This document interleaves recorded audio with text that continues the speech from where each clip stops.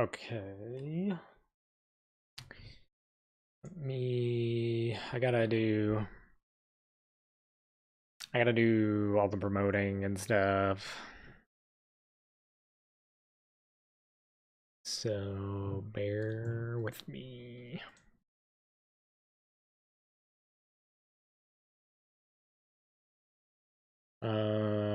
Yeah. I don't know. Today, it's gonna be a little bit of a random stream. I don't know how long we're gonna stream for. See how it goes. We'll see how it goes.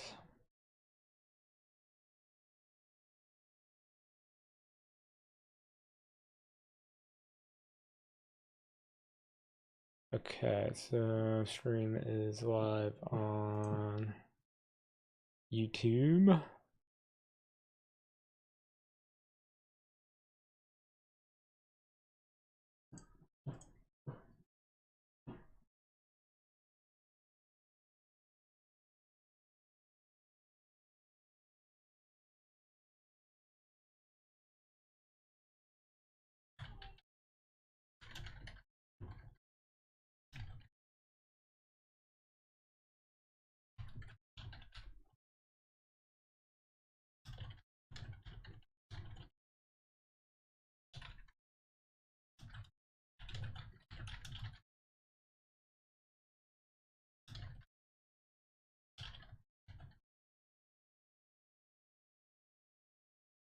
That was weird. Do the links from YouTube always copy paste in italics? Have I not noticed that before?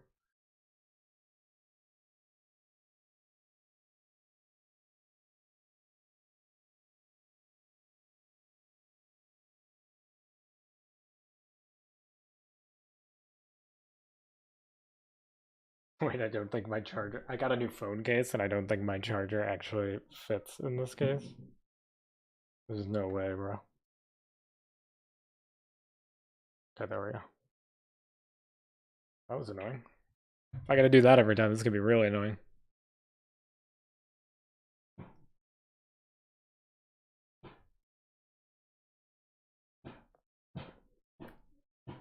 Also, my hair is sticking up in the back. Awesome. All right. Let's see. Okay, so we're on Twitch. We're on YouTube. I promoted it in the Discords. What do I gotta do? I gotta do Facebook, Twitter, community tab. I haven't really been doing Instagram or my niece is just slamming everything upstairs. She wasn't doing that before I started streaming. The moment I went live, slamming everything. But that's okay. He's having a good time. That's all that matters. Threads, LinkedIn.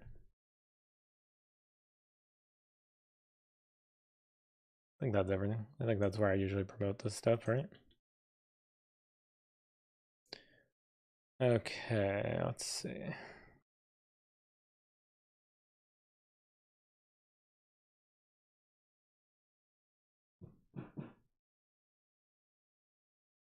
I need to open the YouTube chat on my phone.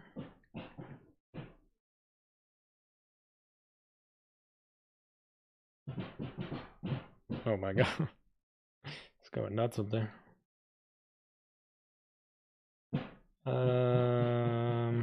Sorry, 1 second.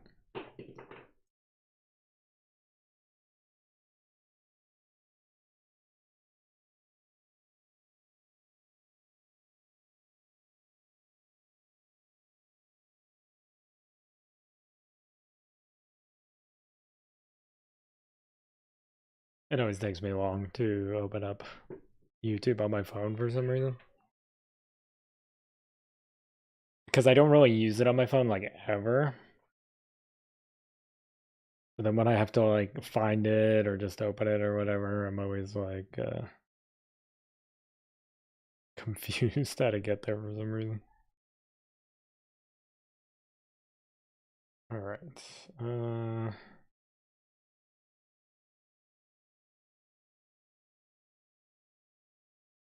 Okay. So Let's finish promoting the stuff.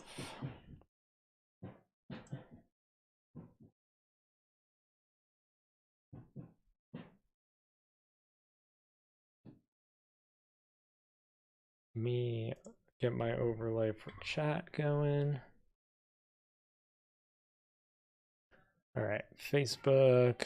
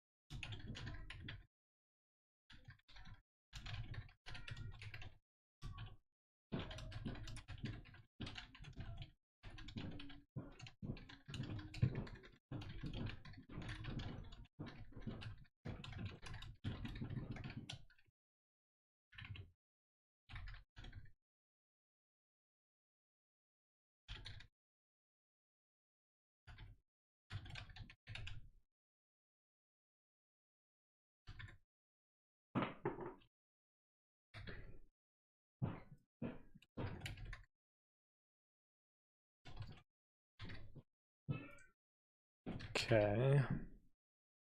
Almost forgot to put the link, which would be bad. Okay.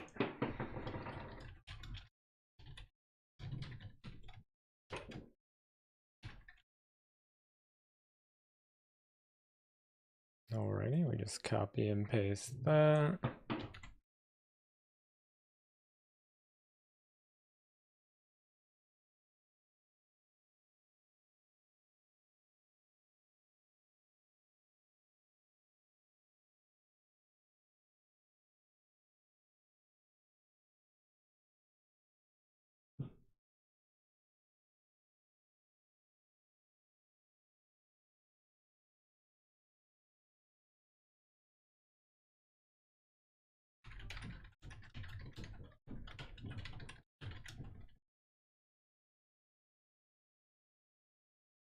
Okay.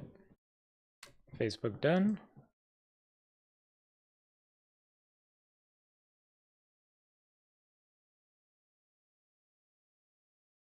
I get so many random, like, because I technically put that I'm like a owner of a company because of fantasy, like I own Fantasy Distractions, and to set it up on LinkedIn, I had to like essentially make it a company, more or less. And I get so many like spam messages, like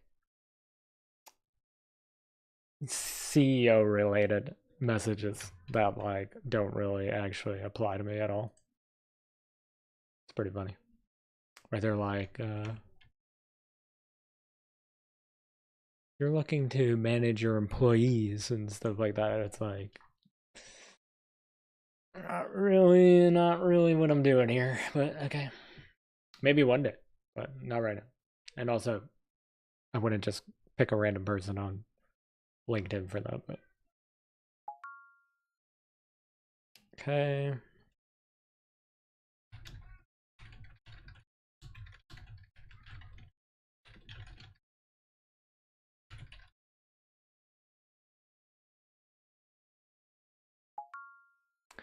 All right, that's LinkedIn down, Facebook down, Twitter.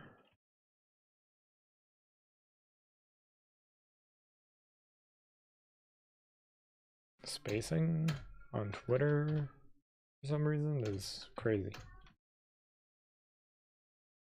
All right,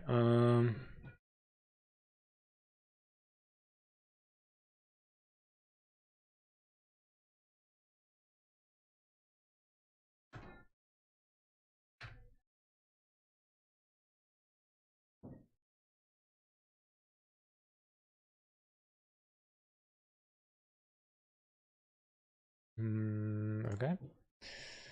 Twitter done.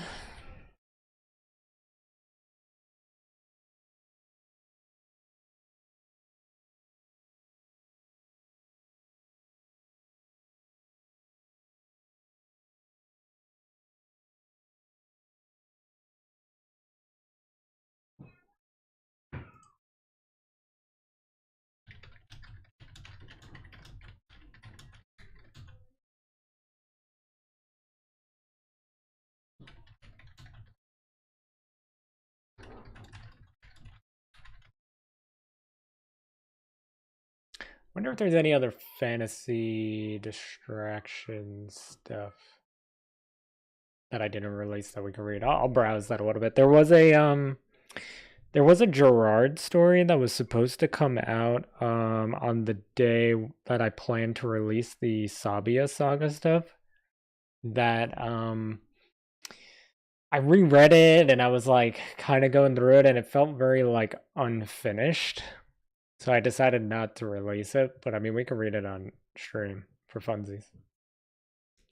All right, it's community post, Twitter. I just got to do threads. I don't know why the spacing got all discombobulated, but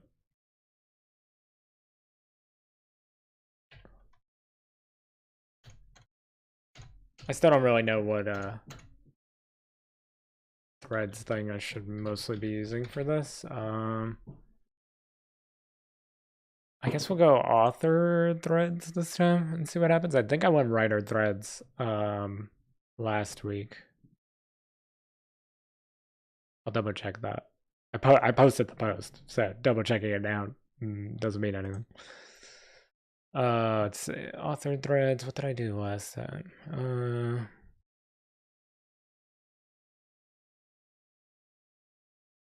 I did author threads last time. That's okay. That's fine. Oh, I think I could edit it as long as it's 5 minutes. Yeah, you get like a 5-minute window to edit.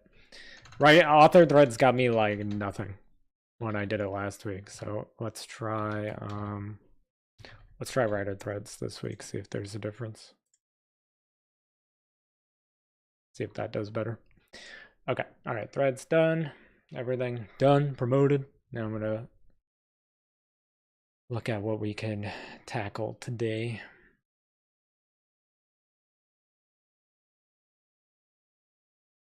It's weird. So like when I'm in my Streamlabs desktop, it actually shows that I have 7 viewers, right? But when I'm on actual Twitch, it says that I have 2.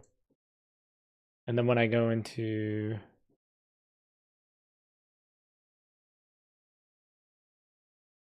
yeah, and then when I look at like people, I don't know, it's weird. I mean, it doesn't really matter, I guess, but why did my camera flicker for no reason? Yeah, I don't know. And then YouTube on the computer says I have 2 viewers, and on my phone it says 3. So I don't know. This stuff's so wonky sometimes. Streamlabs desktop trying to hype me up. That's what it must be. All right, let me look at what we can do today. I have a couple of ideas. I think we're definitely gonna do those superhero stories. I think because I had talked about them on Tuesday. I think that could be fun. And then what else we got?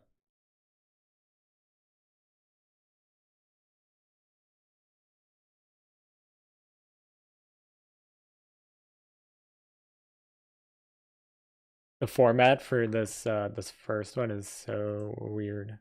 It's like I tried to format it the way I normally format my stories, and it's all like weird. I don't know what happened there. That one I think I might have entered for a contest also. So that one might just be like whatever format they wanted. All right, let's see what else we got. I was thinking about maybe reading Darker Days as well.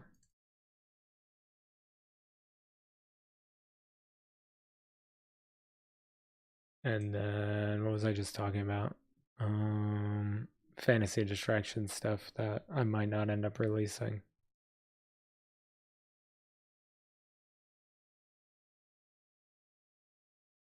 Skimming the Soldier's Crest stuff to see if there's anything I forgot about that maybe we could do.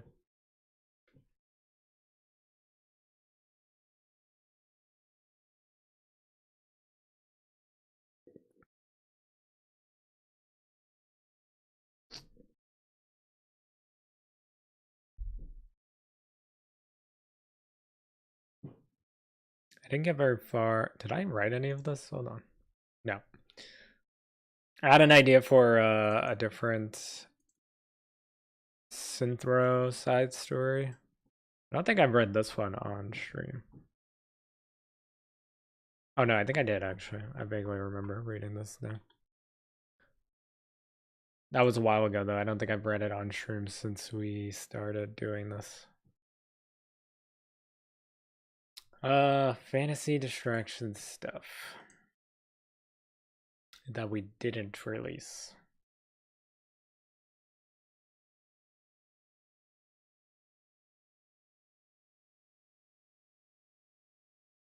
I guess most of it's gonna fall into the 365-day challenge thing I was gonna do.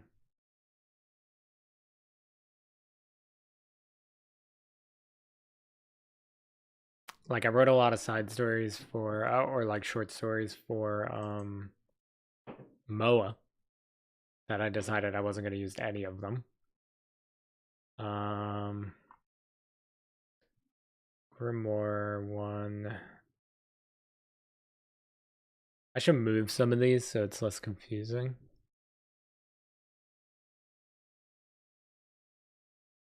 Did I write this? I have a Mira one. Did I write this? Looks like I did, actually. Let me sort out what I actually released so that it's not confusing to me. So, start of 2024, but I released some before that. I released like a Dawn story.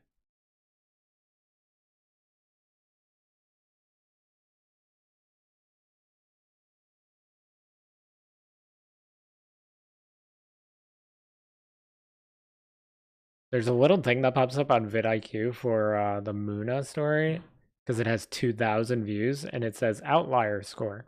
Learn if a video is outperforming the channel's average because it has 2,000 views. But I ran 2 ads on it. So like every time I would run ads on our videos, it'd get like 1,000 views, more or less. Like especially towards the end, if I ran an ad, it would get like 1,000 views. So I ran 2 ads on Muna, so it has 2,000 ads. I mean 2,000 views. So yes, it is above the average of the channel, but it's inflated a bit. Oh, it says it for any of our videos that are over 1,000 as well. So any of the ones I ran ads on now have this little thing from vidIQ that says that it's outperforming the other videos on my channel, but like it's inflated by the ads. Like not really, that doesn't really justify anything, I feel. All right, so we did release the Dawn story. Is the Dawn? Let me make a folder that just says like released. Released on channel. Just so I know. That Dawn story is not here anymore. I think I moved it. I moved that one already.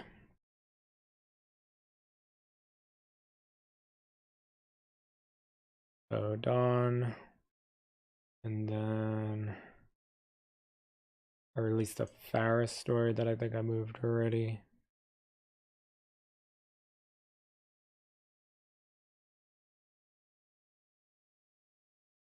Yeah, that one moved.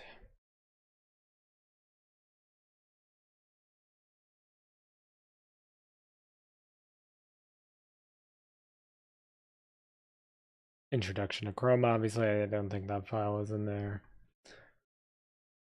Introduction to Chroma I think was the first Soldier's Crest one. So yeah, Introduction to Chroma, Faris, then Dawn.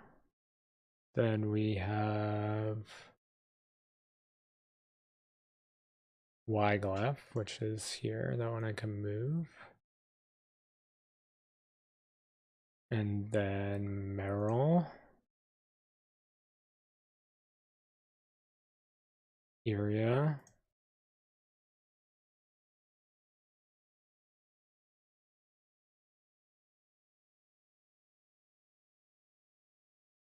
The Marcus story. Okay, yeah, that's here. And Secromancy.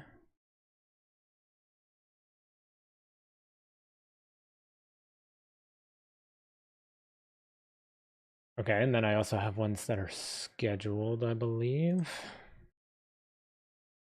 One should be coming out tomorrow. Yeah, tomorrow is a Meryl and Tarjan story called Barrier X Breaker. And then that's it. Okay, the rest aren't out yet. So yeah, we can read some of those. We've been on kind of a Soldier's Crest like kick on the channel lately. Most of the stuff we've been doing and reading has been Soldier's Crest related. We'll go back heavy into fantasy distraction stuff soon.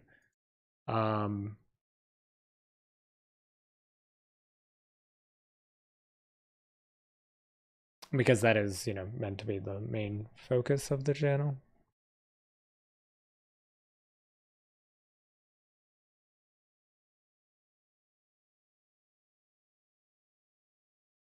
Yeah, like I have a Valak story.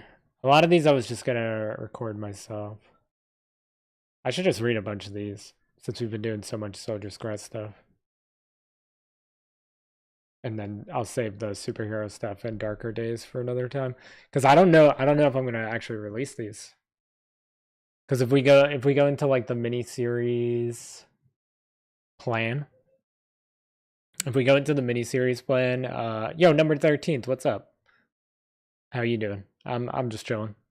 I think we're gonna read some unreleased fantasy distraction stories that are about a Soldier's Crest characters. I think that's what we're doing today. So I was originally gonna read some like superhero stories. That's what it says in my title, but maybe I'll change that. You're doing good? Nice. Let me change this. I'll just put reading some unreleased fantasy distractions set in the ASC universe.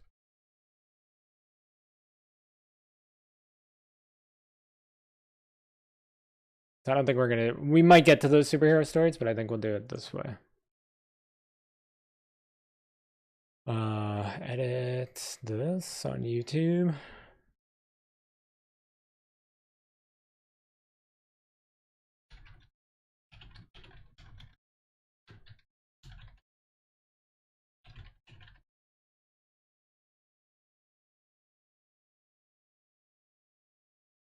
All right, cool. Updated, fixed, saved. All right. Yeah, so I think we'll do that today.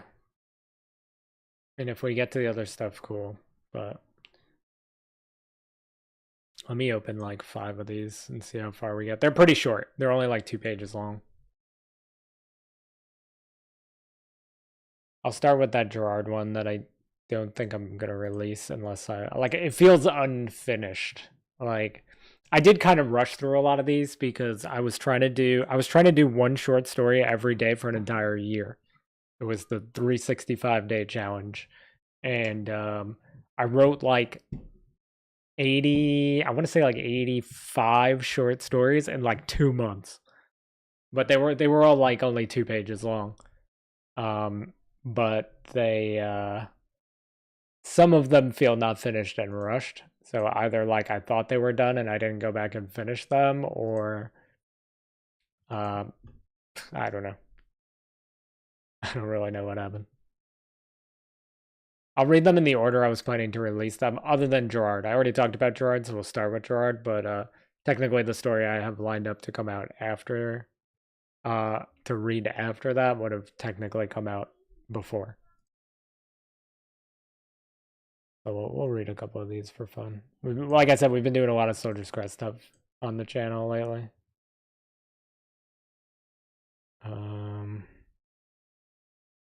Legends Rising, the 2 Legends Rising stories we've read on here before. That was the Rayo and Synthro stories. We read those on stream before, so I'll skip those. I have a Mira story I do not remember writing. My biggest problem with Mira is she's such like an important character to me. that like I I need to find the perfect person to voice her. So that's why it's really hard for me to release anything with Mira. And assuming she has like, word, like voice lines, not voice lines, but like she speaks in the story, in other words. If she speaks in the story, it's a little harder for me to be like, um, just giving it to somebody like random to record and see how it comes out. Like I need to really be picky about who voices her because she's an important character to me. I guess the same would be the case with Leica as well.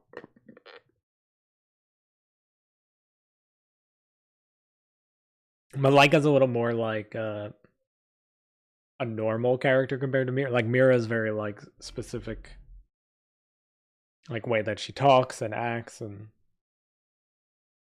it's not easy to like capture her as much as it is to capture Leica, I guess. So I'm a little picky on who's gonna voice her if she ever ends up with a voice that I have a say in, like if a Soldier's Crest or any of my content ever, turned into an anime or something, like I would hope that I have uh some say into who plays who and voices what. So uh, we'll cross that bridge when we hopefully get to it. All right. I'm just gonna read some unreleased fantasy distraction stuff. Like I said, it's set in Soldier's Crest universe. So if you've been coming to the streams lately or been watching some of our newer videos on the Fantasy Distractions channel, these are the characters in that universe, not necessarily the characters that are specific to Fantasy Distractions, if that makes sense. These are characters from my first book series, Soldier's Crest. This book, this fatty. And we've been releasing content about them on the channel lately, just to kind of like fill the gap until we're ready to get back to the fantasy distraction main stuff. That being said, I also want to talk about real quick before we jump into that, the Sabia saga stuff that we were reading on stream last Thursday, I believe it was. That stuff we're going to that I'm gonna throw into a single video. I have to record two of the stories like officially this weekend. So once that's done, I'm gonna slap them all together. We're gonna use that art that Coinbox Tees made for us. I'm gonna put that as the thumbnail on the background of one of the stories, and I'm hoping to release those on March 1st. Because I have everything scheduled up to basically March 1st. So March 1st should be that release. And then after that, I think I'm going to take a break for the month of March because Final Fantasy VII Rebirth comes out and it's going to take up all my time. I was originally going to try to get like stories scheduled for March. I might still do that if I find the time and the motivation to do that, because technically I would only need to upload like a few videos that are more or less done already. But we'll see how it goes. I might just, because like I don't know if I'm gonna really want to like take the time to run around and promote them as much. And I've noticed the difference. This is how much I am expecting to be obsessed and playing Seven Rebirth. But I've noticed that when like I don't promote a video, it doesn't do as well. Obviously, I mean that makes sense, but it's like at the same time. So in other words, it's like I could run around and get everybody to comment and watch it and stuff like that, and it'll get like 20 views or 25 views. If I don't do all of that, like hunting people down to comment and watch and stuff like that, it gets like 8 views. So it's like the difference isn't really like that huge.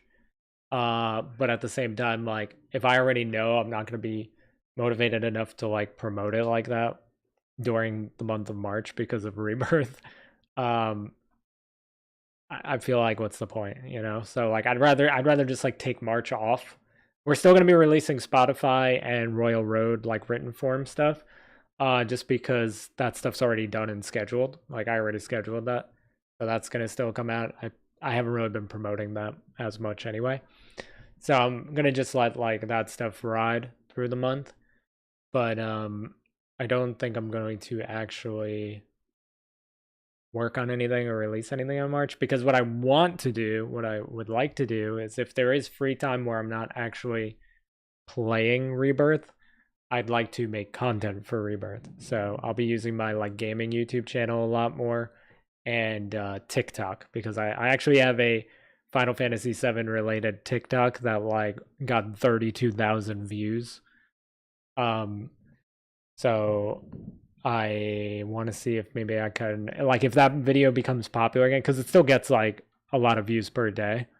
If that video becomes popular again when Rebirth comes out, I kind of want to try to see if I can ride the wave of my gaming TikTok getting traffic, and in a similar way use it on YouTube Shorts, and just make content for my YouTube channel in general, because I kind of ignore that channel a lot, and it does better than Fantasy Distractions without me even uploading anything. So I feel like if I consistently upload on that channel, it'll probably do okay.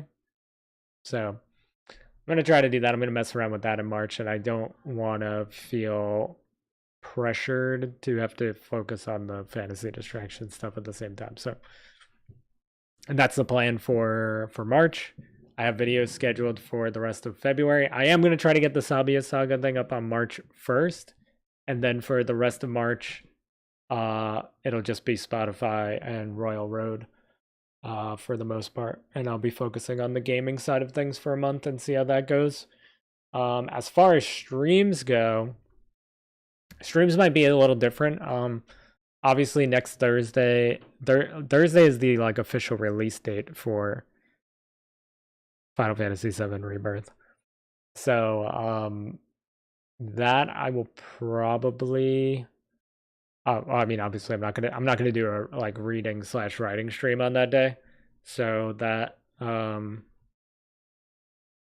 we're definitely skipping that. I'm gonna do a reading / writing stream Tuesday night, because nothing will be out. Wednesday, I'm hoping we could play Rebirth at midnight, like Wednesday into Thursday.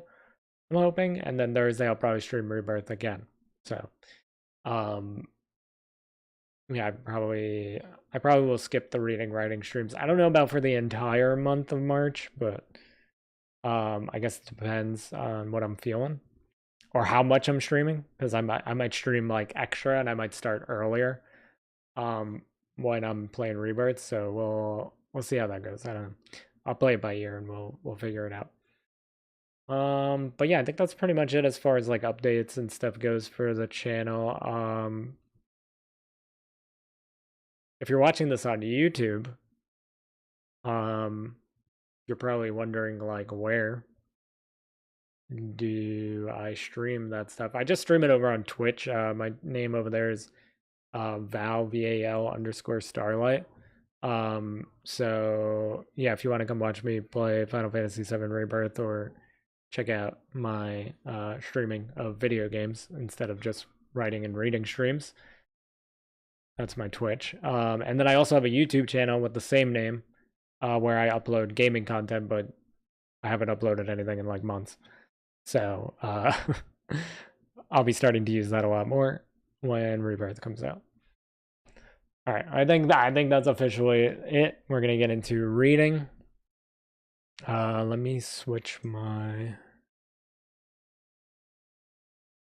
stream thing so you guys could see the text on the screen. Let me take a quick drink here.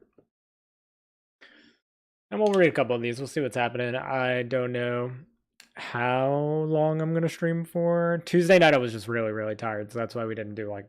Well, I still did a pretty long stream. I did like a 3.5 hour stream. Yo, what's up, Guy? How you doing, man? How's life?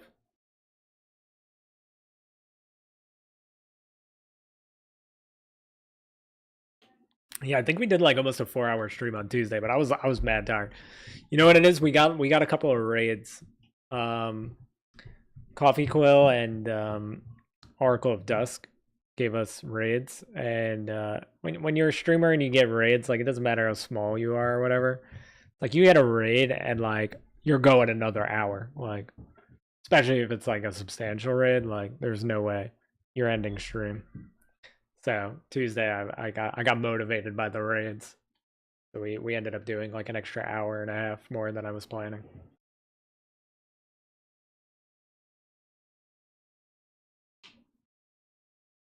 Tonight I don't know. I'm gonna be reading a lot of like short stuff.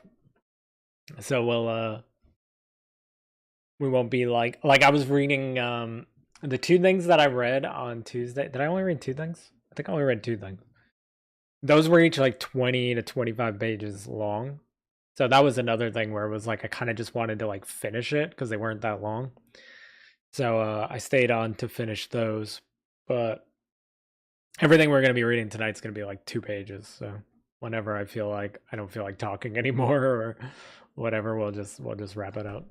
But for now, we're gonna be reading some fantasy distraction stories that I'm not 100% sure I'm gonna release them. But they're based on Soldier's Crest characters, which is what we've been releasing on Fantasy Distractions lately. And then I think we're gonna be switching up once I'm back to uploading content, which will probably be like around April. I think we're gonna switch to more of that like mini series style. So like I'm hoping I don't know how much writing I'm gonna do in March, but I'm hoping that when I'm ready to release content on the Fantasy Distractions channel again, I'll have some of those Natalai stories done. So like I want to release the Sabia's Saga Part 1, which is the stuff we read last week, which is like all the Rima stuff, the Dry Trick Arena Gladiator stuff. And then I want to transition that story into a 5-part miniseries about Natalai and like her fights in the arena. So like each one of those episodes will probably be like, Natalai versus a character, and then it'll be about like those matchups and stuff. So I'm hoping that I could get some of that done. There's two other things. I keep thinking I'm done, but then I'm not. There's two other things I am going to be working on in the meantime. I wrote a short story set in the Fantasy Distractions universe, but I'm actually going to put it on a sister channel. And what I'm going to try to do is I'm going to try to put video game gameplay in the background of the story. And it's a brand new YouTube channel. I haven't uploaded anything to it. Acoustia, who I know a lot of you guys liked her voice in the Secromancy video, she's going to voice it for me, and we're going to slap that on like a brand new channel because I want to see if my YouTube channel, being like an old channel that I revived, is making a difference in us getting exposure. So it's a brand new channel. I'm going to use similar tags to what I use on Fantasy Distractions.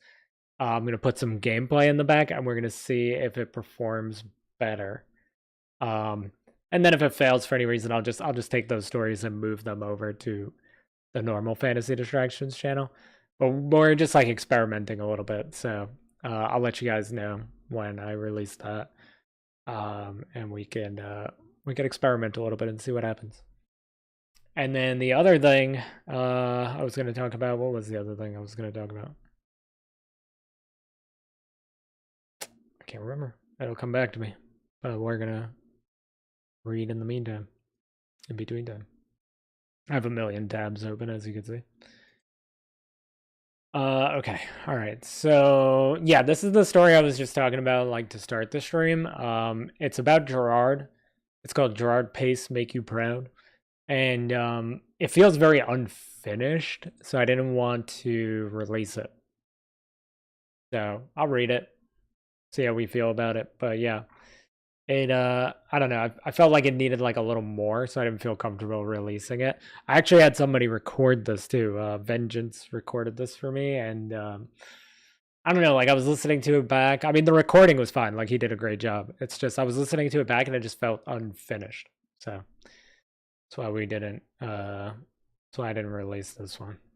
But I might finish it up. Maybe have him record the rest and then throw it up at some point. But for now, I don't think it's going to see the light of day anytime soon. All right, so we'll read it though.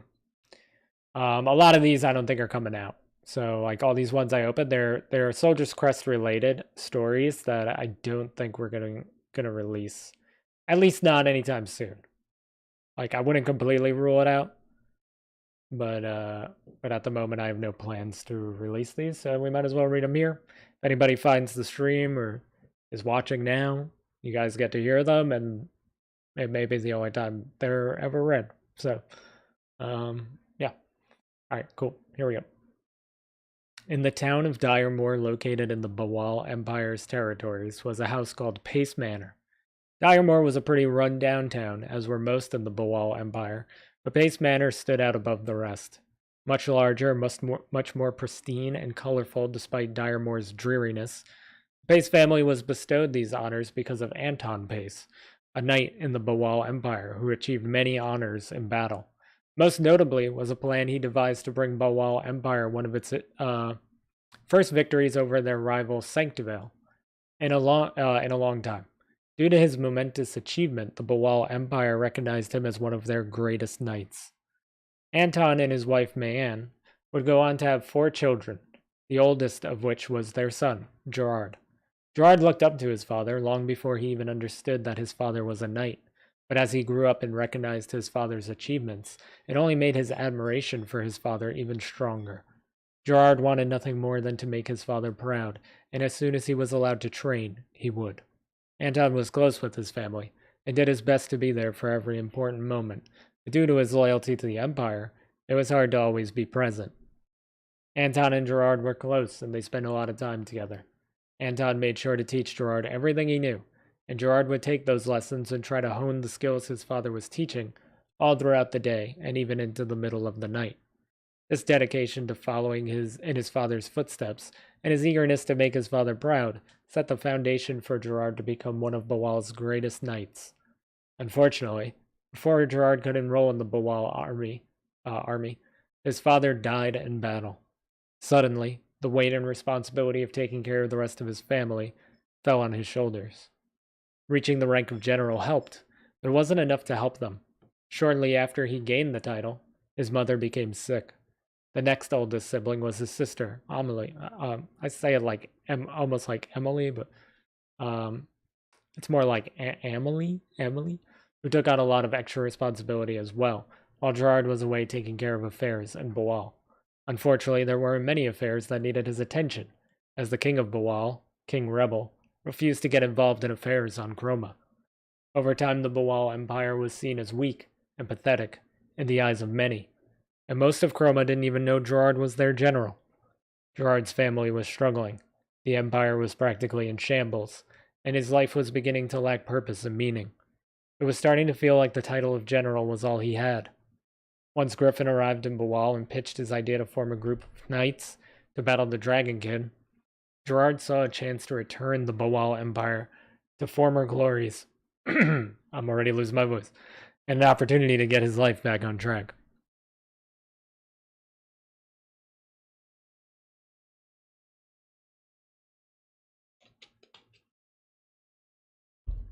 However, his sister Emily wasn't thrilled with the idea of her brother leaving to go fight dragons, especially when she needed him most to help her save their family. Gerard thought becoming a Dragon Knight would allow him to reach new heights as both a general and a member of Bawal's society. That ultimately would help him save his family. Sadly, drawing the attention of the Dragonkin was the worst thing Gerard could do, as the beasts were smarter than they looked. Arok Doomcaller, one of the most vicious Dragonkin, was the one leading the war on the humans, and once he learned of the Dragon Knights, he began to target their families. Gerard would regret leaving his family unprotected for the rest of his life. See, like, that's it. Like, that feels very, like, just when it's starting to get to, like, the good part, it just, like, cuts off. So it felt very, like, unfinished compared to, like, some of the other stuff that I wrote at this time. So I didn't really feel, like, super comfortable releasing it. I might expand on it and make it, like, the true fantasy distraction length of, like, 4 pages. And then maybe release it, but right now it just feels unfinished. I feel like compared to a lot of the other stuff we release, it would be like disappointing. So that's why I never released this one. I actually was at the point where I was going to schedule it to come out. Like it was part of the 2024 outline that I wrote. It was supposed to be coming out on March 1st, where we're going to be releasing the Sabia stuff. The rest I think feel a little bit better. There might be some that don't feel very finished. Honestly, like I wrote so many of these at the same time and so quickly that I don't even like remember all of them. So maybe as we're reading them here on stream, I'll be like, this one probably also feels a little unfinished. This will help me like vet out what's like worth releasing someday, maybe what needs work, and it's all good. Some of them, most of them are 2 pages long, so you're not getting like a ton of story. I just need it to feel a little more like finished than the Gerard one. Like the Gerard one was so much setup and build up, and then when you get to the thing we're building up to, it just like abruptly ends. And there was no like, it wasn't satisfying enough, in my opinion. And that's why we didn't release it. Okay, here we go. This one is about Grimoire Tide, From Thief to Mage, it's called. Not many people could afford to take a vacation or time off on Chroma, but if you did, the prime place to go was the kingdom of Azuldra. Azuldra was a lush tropical paradise, something of which Chroma was lacking many of, so it was the perfect place to go if you needed some time off or some peace and quiet. However, like most places on Chroma, the living conditions still weren't the best for those who were residents living there. For starters, the king, Arakai Aqueous, was one of the most cowardly rulers on Chroma, where King Rebel didn't want to get involved in the affairs of the other kingdoms because he didn't care about anyone but himself. Arakai refused to intervene because he was afraid. Every other kingdom had strong, proficient armies, well trained in physical combat and possessing special abilities unlike any seen in Azuldra. Despite being the origin of most magic and magical developments on Chroma, Azuldra's mages were free to leave after their training, so most were assigned to other kingdoms. This left Azuldra's only advantage as not much of an advantage at all. So instead of interfering and drawing the attention of the other kingdoms and losing his hold on the paradise that was his own kingdom, Arakai instead chose to avoid any conflict and often just sided with anyone who spoke when the 4 kingdoms would gather, so as not to start any problems with anyone. The trickle-down effect from the top of the hierarchy ended with those struggling to get by in Azuldra, too poor to leave or survive and forced to steal to get by. One of these residents was a young boy named Grimoire Tide. Grimoire was not his real name, to be fair. Grimoire didn't know his own name. He created Grimoire Tide as an alias, because he didn't like the name they chose for him in the orphanage he grew up in. Grimoire was an expert thief, a proficient con artist, and an overall degenerate. He should be on Twitch. It wasn't until he tried to pickpocket one of the mages from the nearby magic school in Cressreen that his life began to fix itself. Instead of throwing the young boy in prison, the mage he tried to steal from instead suggested the boy learn at the school. The Azuldra Council didn't quite understand why they would want to teach magic to a boy who had no interest in being a respectful, normal citizen in their society, but the mage assured him that he could put the boy on the right path. Despite Grimoire's resistance, the mage managed to get him enrolled in the school. Immediately, Grimoire was a troubled student, giving anyone he could find a hard time. But over time, he became fascinated by the students that could actually perform magic. One day, he decided not to cause trouble, but to actually give magic a legitimate try. To everyone's surprise, Grimoire was a natural. No one was more shocked than he was, but the sudden praise and attention he was receiving for being proficient in magic actually made him feel really good about himself, a feeling he hadn't had in a long time. The mage who brought him to the school was one of the teachers there, and Grimoire had not interacted with him much since he arrived in Cressreen. The truth was... What's up, kitty? Little glorious action? Glorious. No, I won't give in till I'm victorious. And I will defend, I will defend.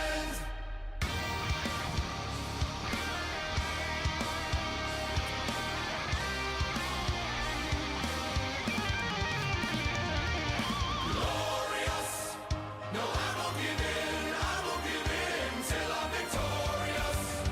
And I will defend, and I'll do what My phone only told me you were live now? Oh my god. Slacking. Phone slacking. My own phone does that sometimes. My own because they send me a notification. Like Twitch sends me a notification that I'm live, like from my dashboard, I guess. And yeah, sometimes they'll send me one that's late. 46 months is insane, by the way. Thank you for the sub. I do like that you're the hype train conductor from the hype train that we got last week. Thank you for the sub, Giddy. A little glorious action mid an hour in. We like it. We love to see it. We're just reading some fantasy distractions that are about the Soldier's Crest characters that we've been talking about a lot on stream lately. I wrote a bunch of these when I was doing that like 365-day challenge or whatever, and I don't know if I'm actually going to release them. So we're just reading them on here for fun. Yeah, that hype train last week was wild. I keep forgetting to see if there's a way to check when the last time was that we had a hype train before that. It has to be like 2 years. I feel like it's like 2 years. Right now we're reading one about Grimoire. All right, so I'll start this paragraph over. We welcome those glorious interruptions, though. Thank you, Kitty. I appreciate it. One day he decided not to cause trouble, but to actually give magic a legitimate try. To everyone's surprise, Grimoire was a natural. No one was more shocked than he was, but the sudden praise and attention he was receiving for being proficient in magic actually made him feel really good about himself, a feeling he hadn't had in a long time. The mage who brought him to the school was one of the teachers there, and Grimoire had not interacted with him much since he arrived in Cressrine. Truth was, Grimoire resented him for bringing him to the school against his will. However, now that he understood the discipline and control over your own life that mastering magic provided a lost soul such as himself, he knew he needed this mage now more than ever. Grimoire knocked on the... Did I not? I don't... Oh, maybe this is how I planned to end it. Grimoire knocked on the open door leading to the mage's office. The mage turned around, surprised to see Grimoire, but also knowing of his recent achievements. Grimoire swallowed his pride and spoke softly to the mage.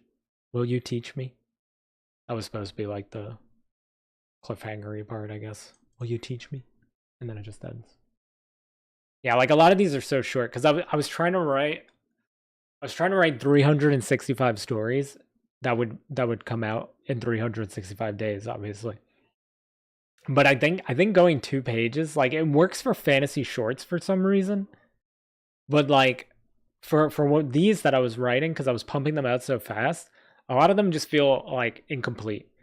Or the way that I wrote them at least feels like there should be more, you know? So I could totally see myself revisiting these and adding like 2 more pages and then just releasing them as like full fantasy distractions, you know? But that being said, like the ones that we have released to start the new year, which are also part of this set, like the Iria one, the Secromancy one that we just released, like those stories are they feel like better than these. So I don't know what happened, but I was just pumping out so many, so like I guess you're bound to have like some good ones and some like like okay ones, I guess. This one is about Valak, who's the main character of A Soldier's Crest.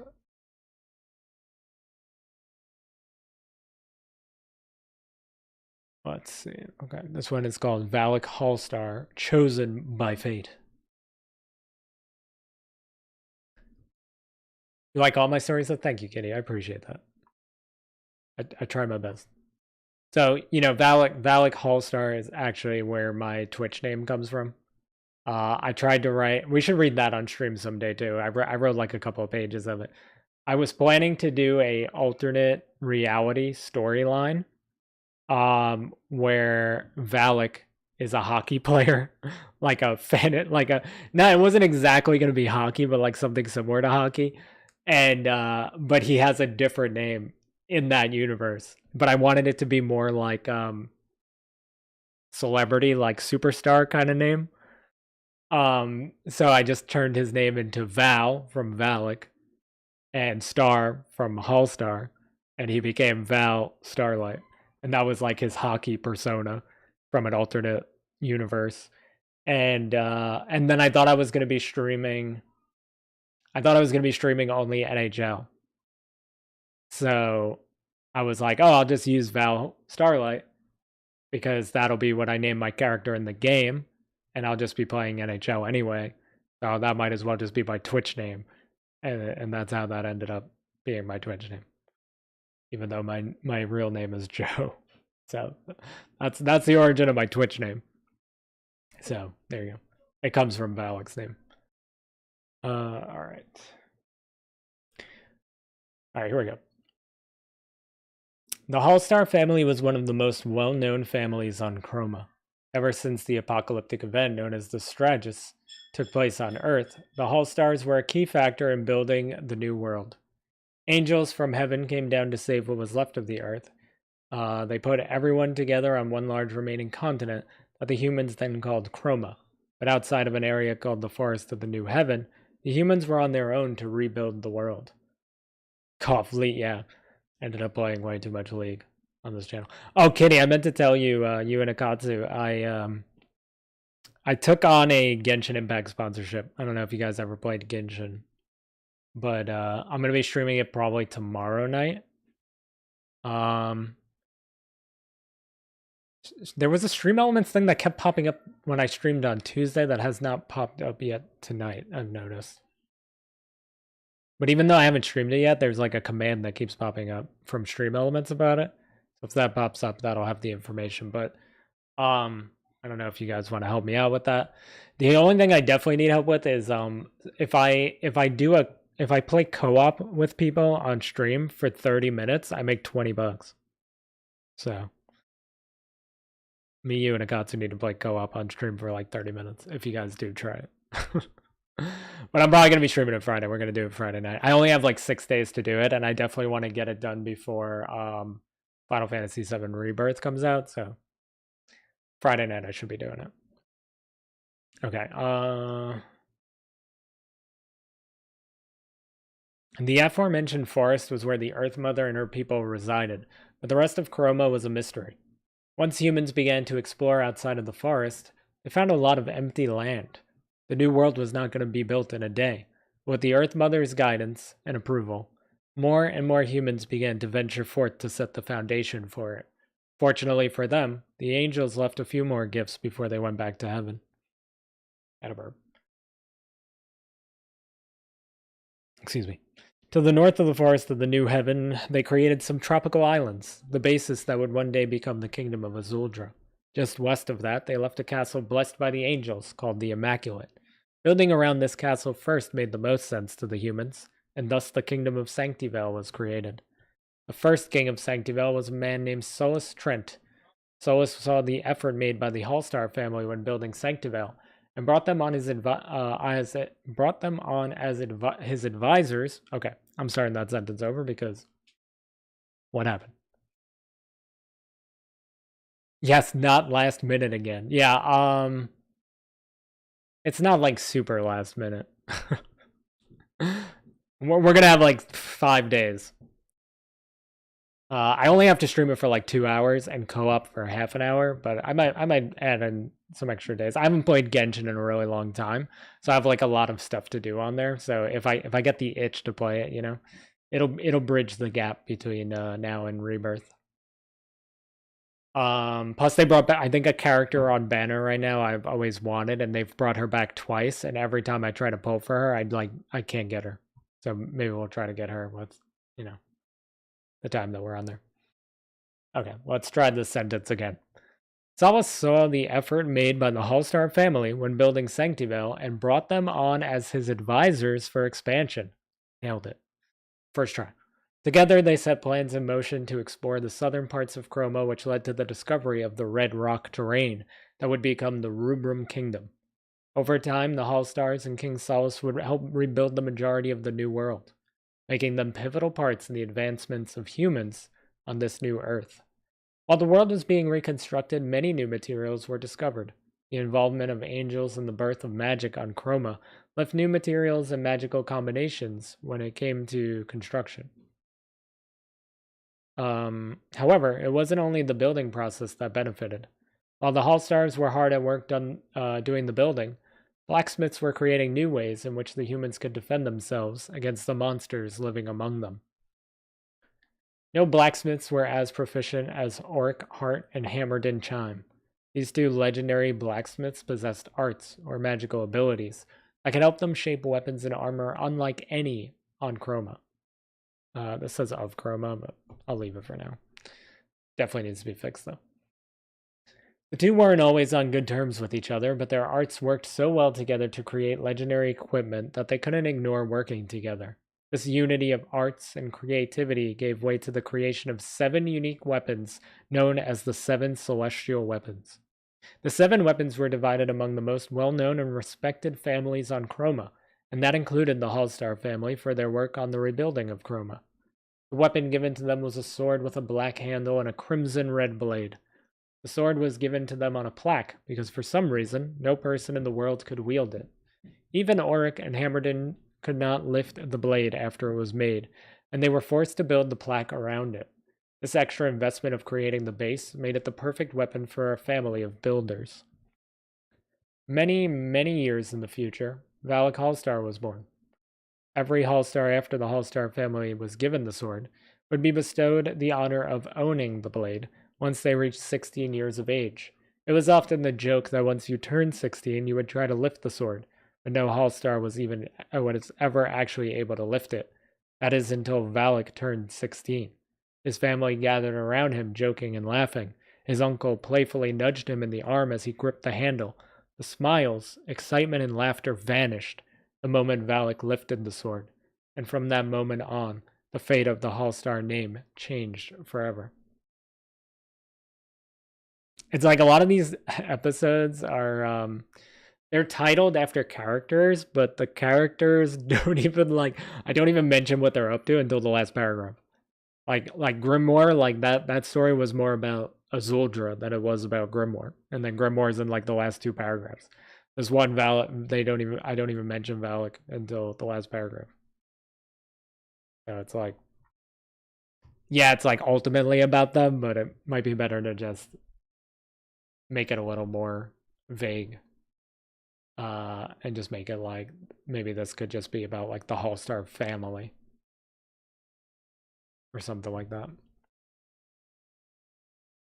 This one is about all of the Dragon Knights. I think I was planning to... I don't think I ever wrote that story. I was planning to do a story where we were going to have a lot of our voice actors voice all the Dragon Knights. And it was going to be more of like a conversation between the Dragon Knights. I don't think I ever wrote that one, though. Let me see. Did I... Oh, actually, I did. I think it's this one. The Dragon Knights the day before. The days before, rather. We'll get to that one. We're on... We have a story about Mira I opened for us to read. That's where I'm at. 1, 2, 3, 4, 5, 6, 7, 8, 9 more after that. I think we can get to that. Honestly, I think they're so short, I'm pretty sure we can read all these. We're only like an hour in. We got this. It's leading up to the character. Yeah, it's like, it's so much like build up and then you're introduced to the character and then the story ends. So, I mean, I guess it's all right. It's like the anticipation and then,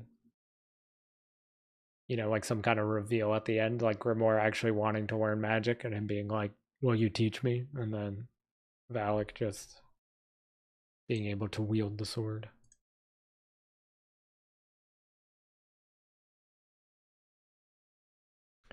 Okay.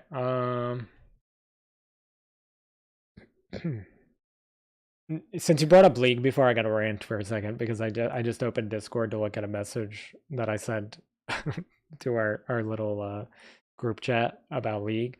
They finally named the League of Legends fighting game. It was called Project L forever. So it was Project L. They have now named it 2XKO is the name of the game. That's the title they went with after like 10 years of trying to figure out a name, so it wasn't called Project L anymore. I'm not sure if they want that to be 2-time KO, 2 times KO, double KO. I'm not sure how they want it to be read, but I just thought it was like a really dumb name. Sorry.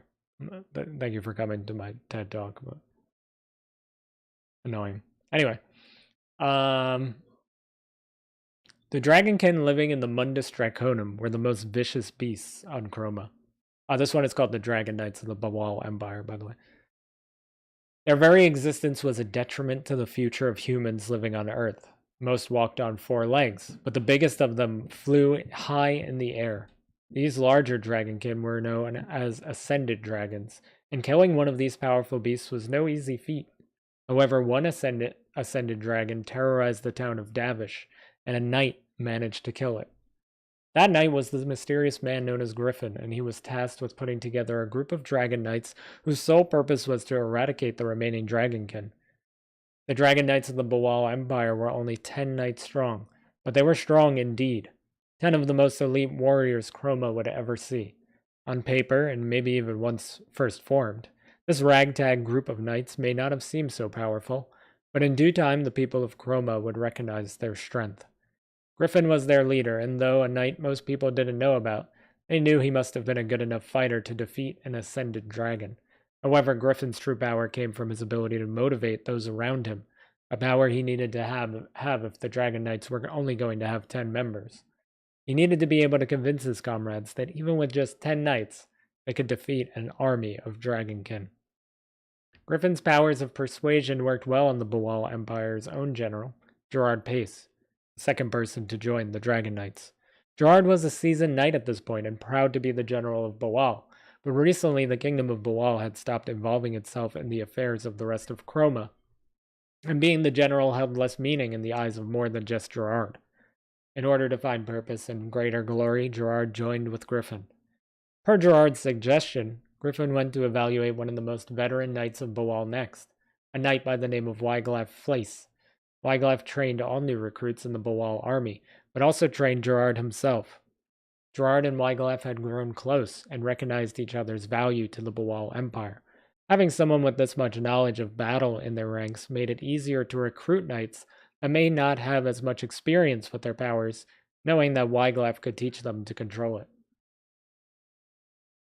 Gerard then told Griffin of a strong mage named Grimoire, an old friend of his, that could be a great addition to the knights. On their way to the kingdom of Azuldra to look for Grimoire, the knights stumbled upon a young girl being attacked by bandits. Gerard and Wiglaf were quick to act to save her, but it turned out she didn't need much saving.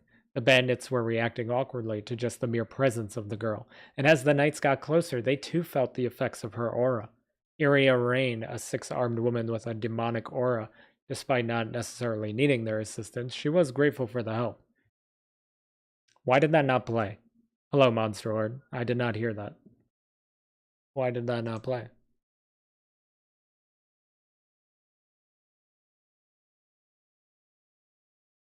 My sound alerts usually work when I'm doing these streams, no? We have this problem once in a while, but hello, Monster Lord. I'm sorry that didn't play. Why did it not play?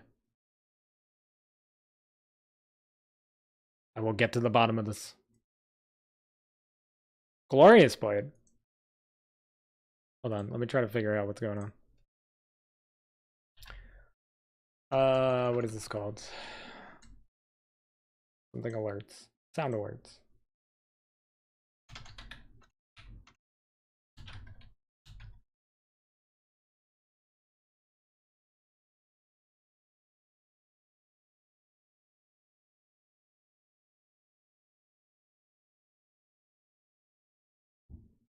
I feel like we have this issue once in a while. Yeah, it's coming up queued. It says status, everything okay, have fun. Right? You played hello there, and it says it's queued. And the one kitty just tried to play says queued. Why are they queued and not playing?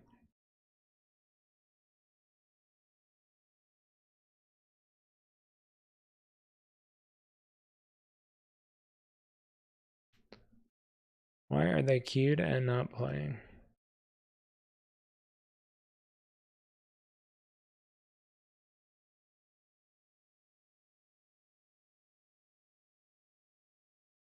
So if it's queued, how do I make it play?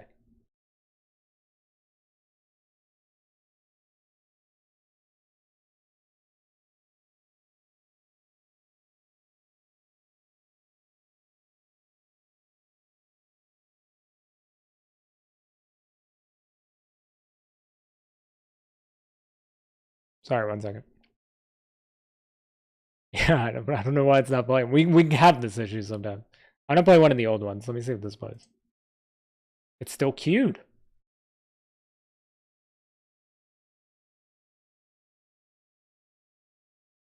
I went to replay an old one and now it's queued. Why are they queued?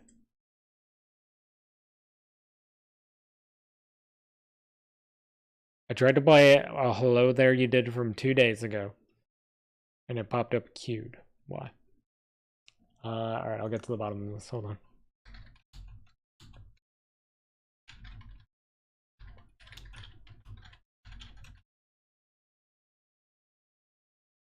Why are my alerts queued?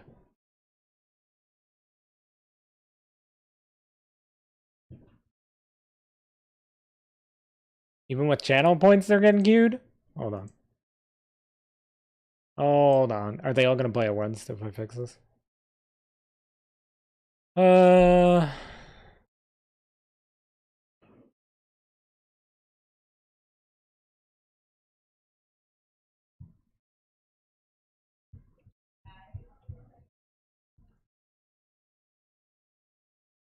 Wonder if it's just the source. Browser source issues. Some users still have an old Sound Alerts browser source version, which could also lead to other. Oh, maybe it's not like updated. Maybe I don't have like an updated one.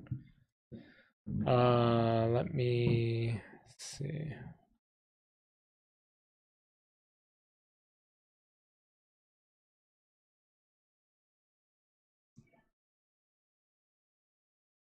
I haven't had to do this in a long time.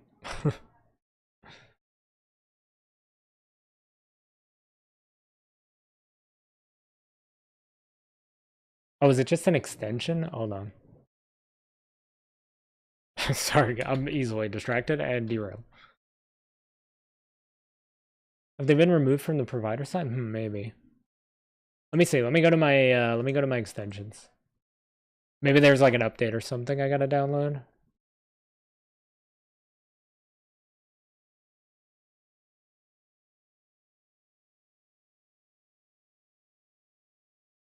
Streamlabs partnered with this thing called Throne, where I can do. It's almost like an Amazon wish list.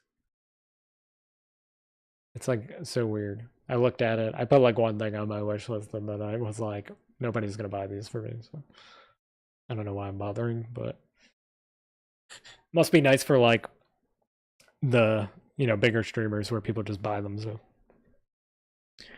I just happened to see it on. They have it on the thing. That's why I mentioned it.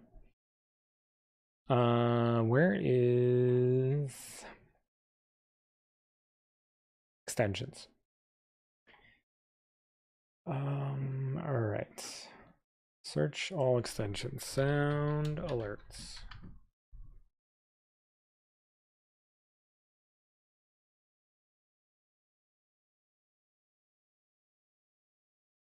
Like, is there a way to... I don't think there's a way to, like, update this. I think this is just, like, it is what it is, you know?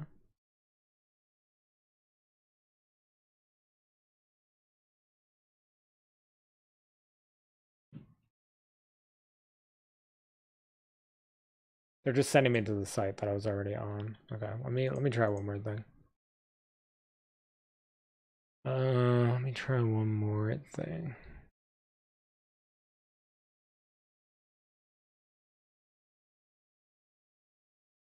Oh, this actually has like some analytics on it.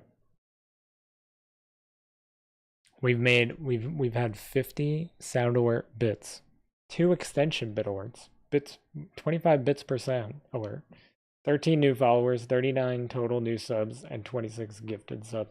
The support this month has been insane. Absolutely insane. And on top of that, I didn't tell you guys. I forgot. On Tuesday night stream, I guess. I don't know who it was, whoever it was. If you're watching right now, thank you.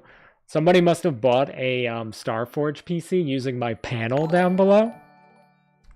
And I got The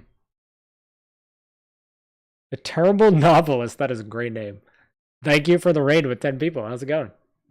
I was just talking about how somebody on Tuesday night must have bought a Starforge PC through my like panel thing down below, and I got like a cut of that. It was like a 5% cut. It was like $230. That blew my mind. It's writing time. Yo, what's up? How was your stream? What were you doing? What were you working on? You are the star tonight. Thank you for the follow. My alerts are just like not working. Is it all my alerts? At least that played the sound. I'm trying to fix my alerts right now. We were having technical difficulties. Worthy advisor, thank you so much for the follow. Appreciate that. I just noticed you were writing. I don't think I've seen you before. How are you? I've been since 2024 started. I've been doing writing streams on Tuesdays and Thursdays, but I usually stream at like a time of day when no one is awake, like 11:30 p.m. Eastern. So, and then I stream until like 4 in the morning. So, it's a good chance you just probably missed me, but hello. I am. I consider myself like a variety streamer. In a couple of days, I will be a Final Fantasy VII Rebirth only for at least like a month or two streamer. But I am also a self-published author. I was traditionally published for like 5 seconds, like 2 years technically. Then I lost my publisher. I almost quit writing, and then during COVID, I decided to start a YouTube channel called Fantasy Distractions, which is like a weekly anthology short story series on YouTube. So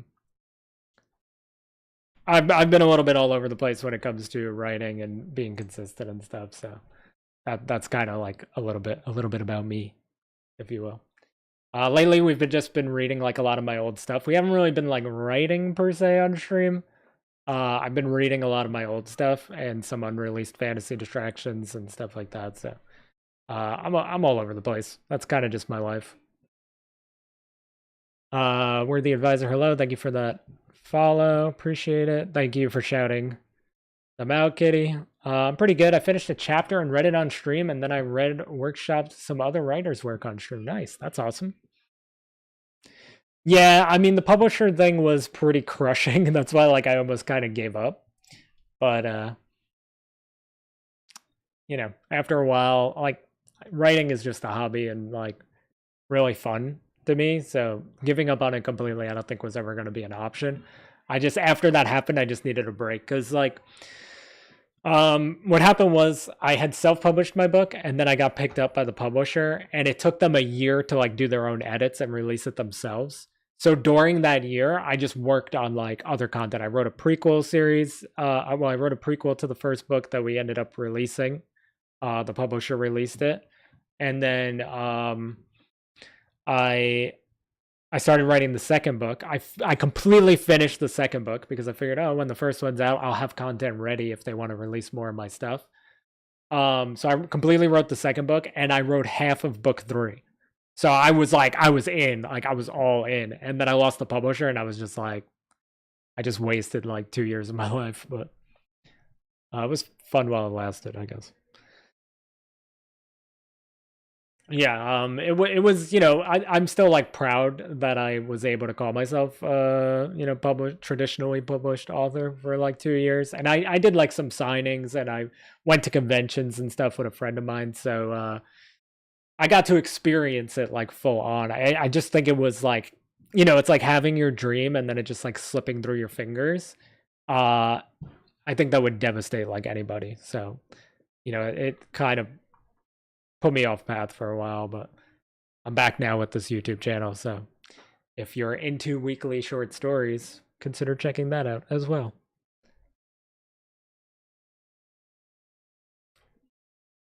Hello, I'm no one, right, Joe? I am no one. Unless you meant yourself, in which case you're not no one. Monsword, you're very important to me.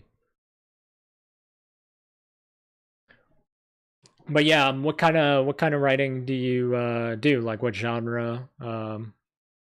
What are you currently working on? What's your current project? I'm gonna try to fix these sound alerts in the meantime, so give me 1 second, and we'll get back to reading some of my work. Yeah, my sound alerts just decided to stop working, and they're coming out like queued. And then I also noticed when Where the Advisor followed me that it didn't pop up on screen like it normally does. So I think my alerts in general might be messed up.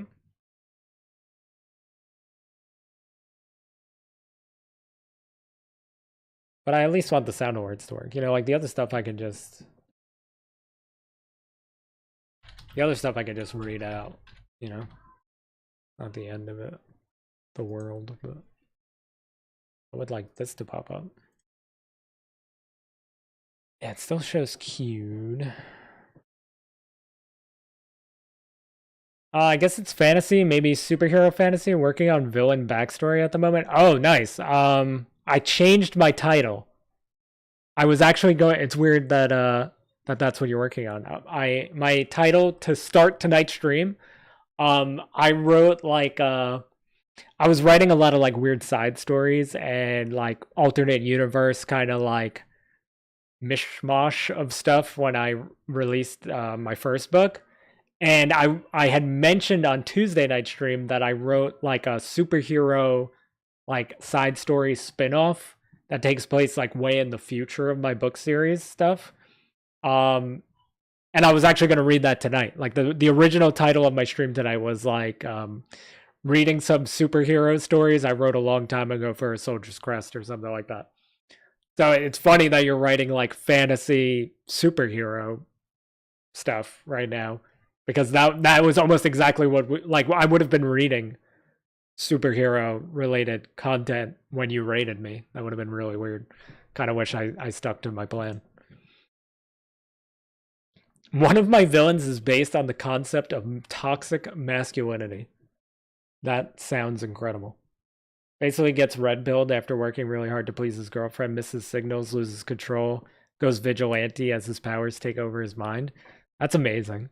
You seem to write very similar to me. I usually start with the villains. I like to create good villains and then take it from there. So it's cool that you're working on the villains first. The first superhero side story thing I wrote for the what I was gonna read tonight is actually a villain story. I started with the villain first. How do I fix this sound alert thing?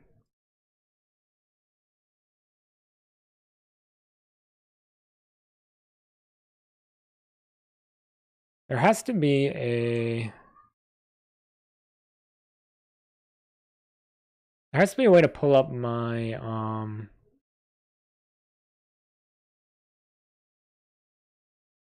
whatever it's called, the thing I have to put into OBS.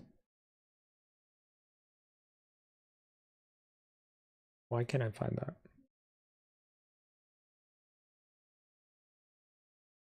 Hello there.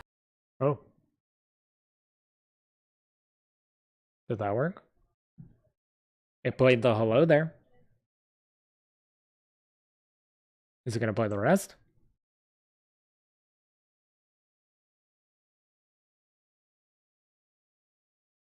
Okay, I think it replayed the hello there from 2 days ago. Let me try the hello there from tonight. Yo, Terrible Novelist, thank you again so much for that raid. Enjoy your lurking and your, I don't know if you're going to get food or... I must raid and run, do some post-raid. Yeah, go get some food, relax, enjoy the rest of your day/night. And thank you for coming through. I appreciate the raid. Hello, Acoustia. Hello. How are you doing tonight? We're reading some fantasy distraction stuff that I might not release. That's set in the Soldier's Crest, like the Iria story that you read and the Secromancy story that you read. They're set in that the Soldier's Crest universe, which is the universe of my first book, which is still the same universe as Fantasy Distractions. It just takes place at a different time and on Earth versus Fenrir. So, but that's where we're going to read now. I think I might have solved the sound alert problem. Let me see. Let me see if this plays. Hello there. Okay. Did you guys hear that? It says queued again, but it played. This is the Doki Doki one. Why is that not playing? Okay, there we go. There we go. There we go. We're getting there. We're getting there. I'm doing all right. How are you doing? I'm doing good. I'm just kind of chilling. We're reading some of this stuff. I got interrupted because my sound alerts were not working. And let me play one that Kitty actually spent channel points on. Okay. All right. I think we're caught up. We're caught up on sound alerts. That problem has been solved. For now. Until it happens again. Inevitably. Oh, I actually still had the superhero stuff open. I don't know if we're going to get to that tonight. I kind of want to read all of these. All right. We can get back on track here. Thank you again for anybody coming through with the raids. Appreciate you guys. We were... Actually, we're just on it. I'll reread this paragraph because it's actually Iria stuff. Thank you, Kitty. Thank you.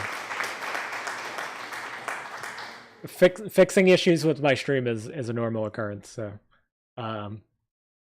we hit our quota for the stream of me fixing issues.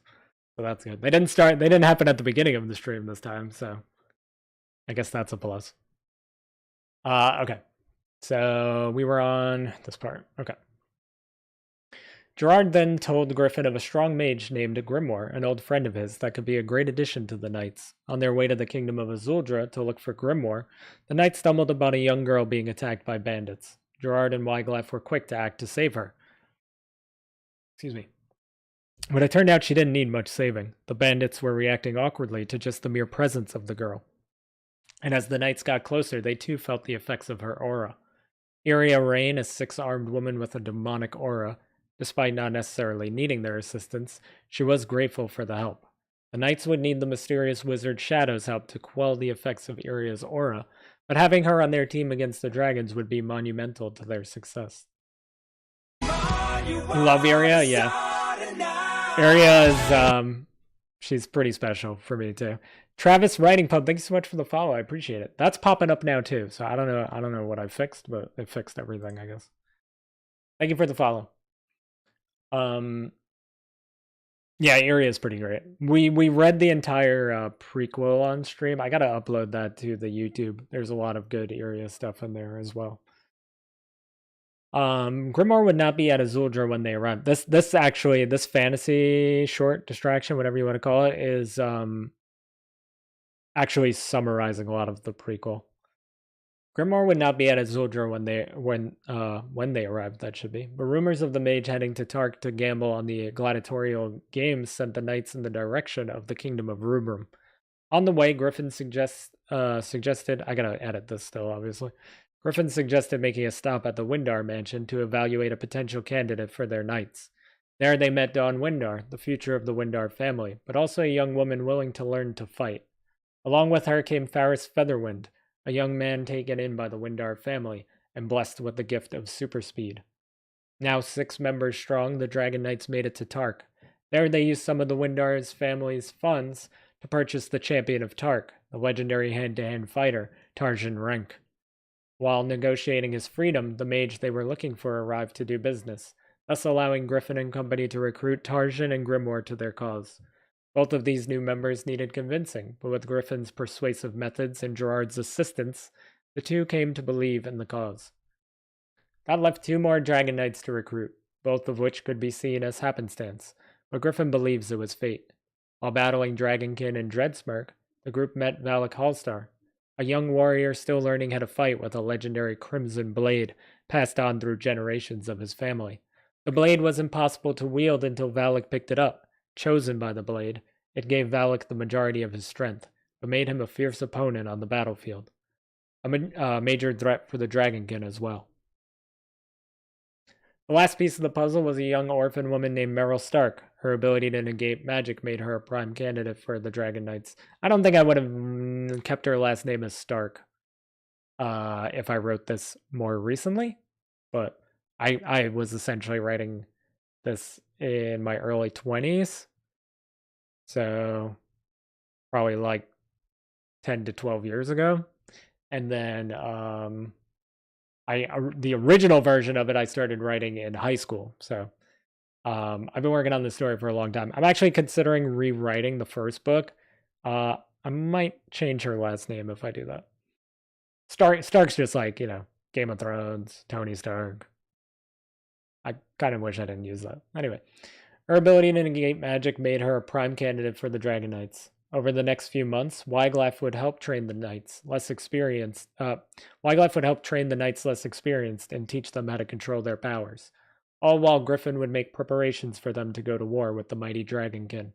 The odds were stacked against them, but Griffin always managed to find a way to win encounters, even if it looked like there was no hope of winning. Looking at both groups, the Dragonkin should have won easily, but on that day, where 10 stood against many, Griffin would once again find a way. Should probably be like a comma or like a dash or something there. This is the history of demons. This one I don't remember writing at all. So, like, I know of the, Demon Hunting Alliance is what the DHA stands for. I know of that, obviously, because it's in the books, and I wrote it and created it. I don't remember writing this actual fantasy distraction.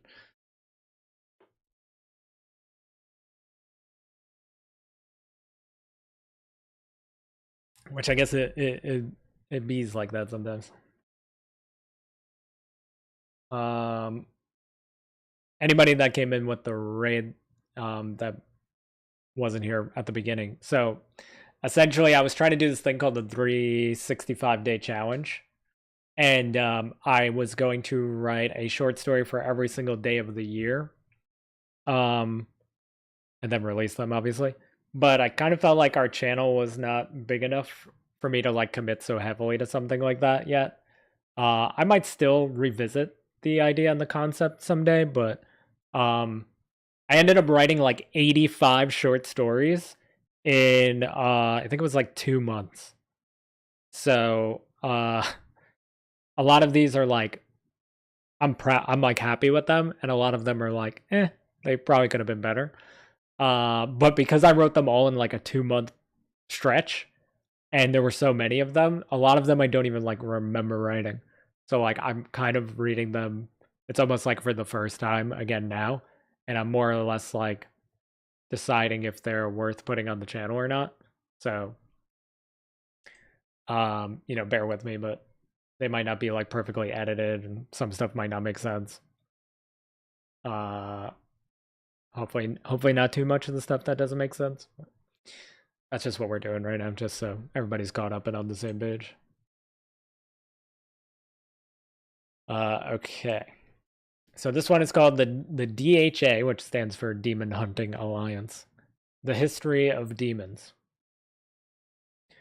In the days before the Stratus, humankind was obsessed with space, visiting the moon, traveling to Mars, and exploring what else lies beyond. This obsession eventually led to development of the means to colonize the moon, and the rights to do so. All countries interested entered a bid, and in the end, the United States won the privilege. However, a Russian scientist named Dicer Khan, the most responsible for the development of the technology that would make this possible, warned the United States of potential unknown variables, a warning that fell on deaf ears. During the colonization process, the United States astronauts discovered something very alarming. Turns out the moon wasn't just there to brighten the night sky, but to serve as a prison. Something had trapped demons inside catacombs within the moon, hoping to seal them away forever. Once freed, the astronauts did not stand a chance. Shortly after losing contact with their astronauts, meteors fell from the sky, bringing the moon's former prisoners to Earth. The world was in danger and would have easily lost the fight had it not been for a sudden revelation. Elves had lived among us and revealed themselves in Earth's most dire moment. The elves were able to provide the aid needed to fight back against the demons and save humanity. Had the elves known that humans would soon bring the apocalyptic event known as the Stratus upon them mere months later, they might have considered letting the humans lose than dealing with the aftermath. Many years later, after the Stratus and after the rebuilding of Earth on the newly formed continent Chroma, demons would find their way back. A cultist group using a book called Songs from the Harp of the Damned would open a portal allowing the demons to return. Despite their arrival, the demons were more strategic this time around. Instead of rushing in to conquer the humans, they mostly stayed in Dexlar, waiting for the right moment to strike. Some would venture out and attack nearby towns and villages.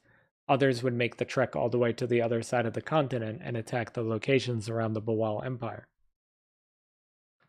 These sudden attacks led to the formation of the Demon Hunting Alliance, a guild formed within the kingdom of Azuldra. The guild members would travel far and wide to hunt the demons terrorizing the people of Chroma, but actually finding people to join the guild was rather difficult. Not many citizens on Chroma, especially near Azuldra, would go out of their way to fight demons.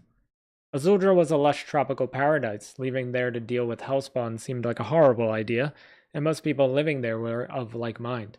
However, a few people did sign up. Though not in charge of the guild, the three main demon hunters in the DHA became well known on the continent. Two brothers named Saitan and Onikirimaru took on most of the jobs. The third member that was well known would be discovered by the two brothers on a mission near Rubrum, a short, blue-haired cat girl named Laika Stormwillow. Laika was raised in a village of ninjas. She never knew her birth parents, but it didn't matter to the people of the village, nor the Demon Hunting Alliance. Laika's cat-like appearance wasn't just for show. She had incredible agility, unmatched reflexes, and was one of the greatest fighters on Chroma.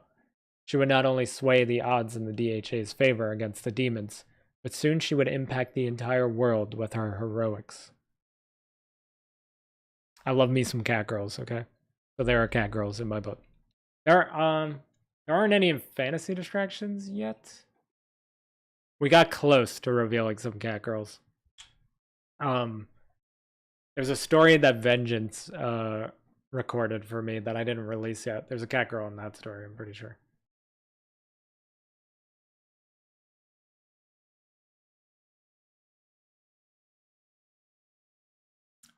Did we really? Actually, there might be a cat girl. Oh, no, we do have cat girls in fantasy distractions already. A Kay, who's a demon from the underworld. She's a cat girl.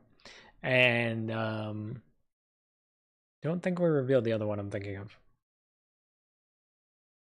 I think that's in the Vengeance story. But we do have a cat girl in fantasy distractions already. I can't help it. I just like cat girls. Okay. This one is Sky Highborn, the Dragonkin. He's the leader of the Dragonkin. I'm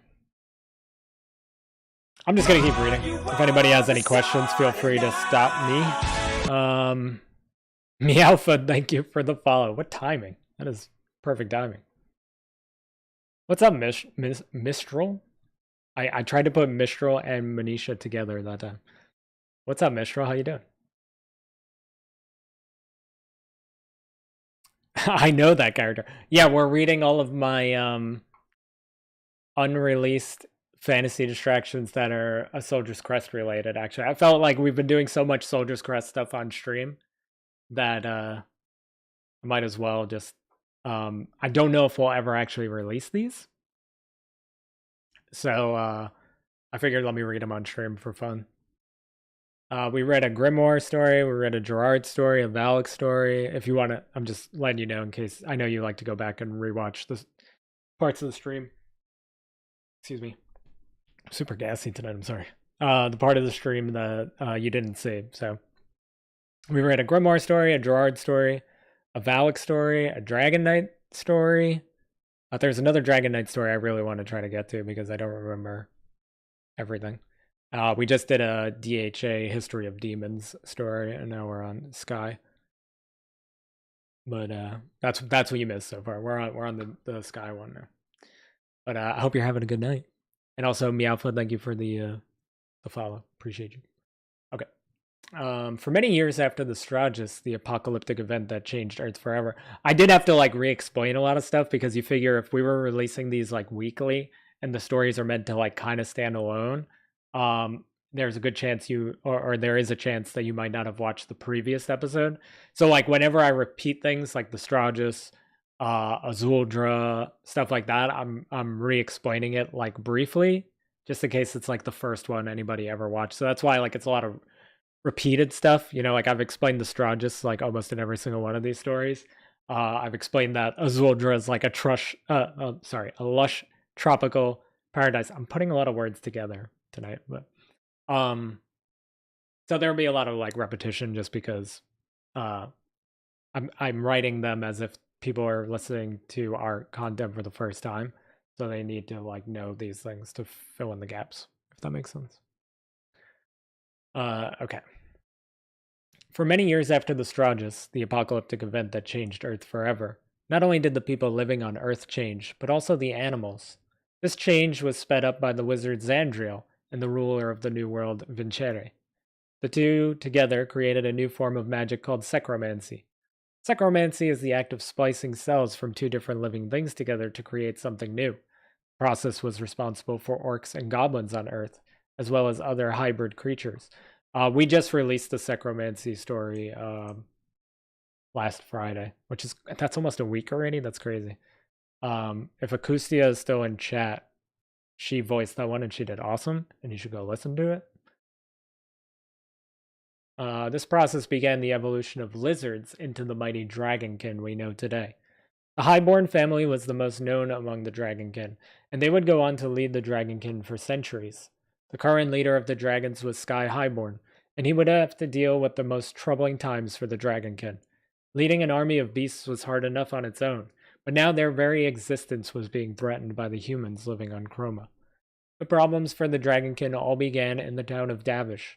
A large dragon by the name of Bax was terrorizing the people there, and a knight named Griffin put an end to his reign of terror. Chopping off Bax's head and presenting it to the king of the Boal Empire put a stop to the panic of the people living in Davish, and showed the people of Chroma that they could fight against the Dragonkin. Griffin would not stop there, as King Rebel allowed him to form his own group of Dragon Knights. The Dragon Knights would have one goal: complete annihilation of the Dragonkin. The truth of the matter was that the Dragonkin did not want to go to war with the humans. Sky believed the best route for the Dragonkin's survival would be to form a lasting relationship with the humans, not fight them. While the Dragonkin could have the advantage over them now, humans were becoming more and more unpredictable. The Stratus, magic, humans' interference with the evolution of the world in general was all concerning to Sky.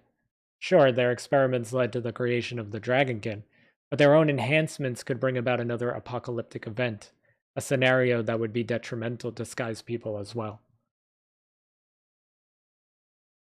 However, while Sky wanted to avoid conflict with the humans, the other Dragonkin did not share the sentiment.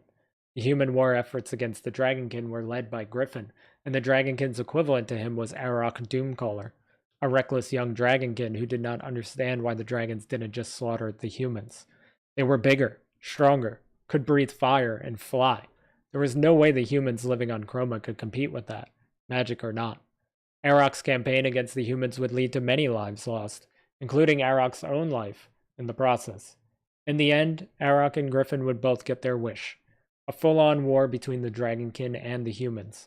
Griffin formed his group of knights, though King Rebel did not give him the proper support he needed. 10 strong they stood, against thousands of Dragonkin.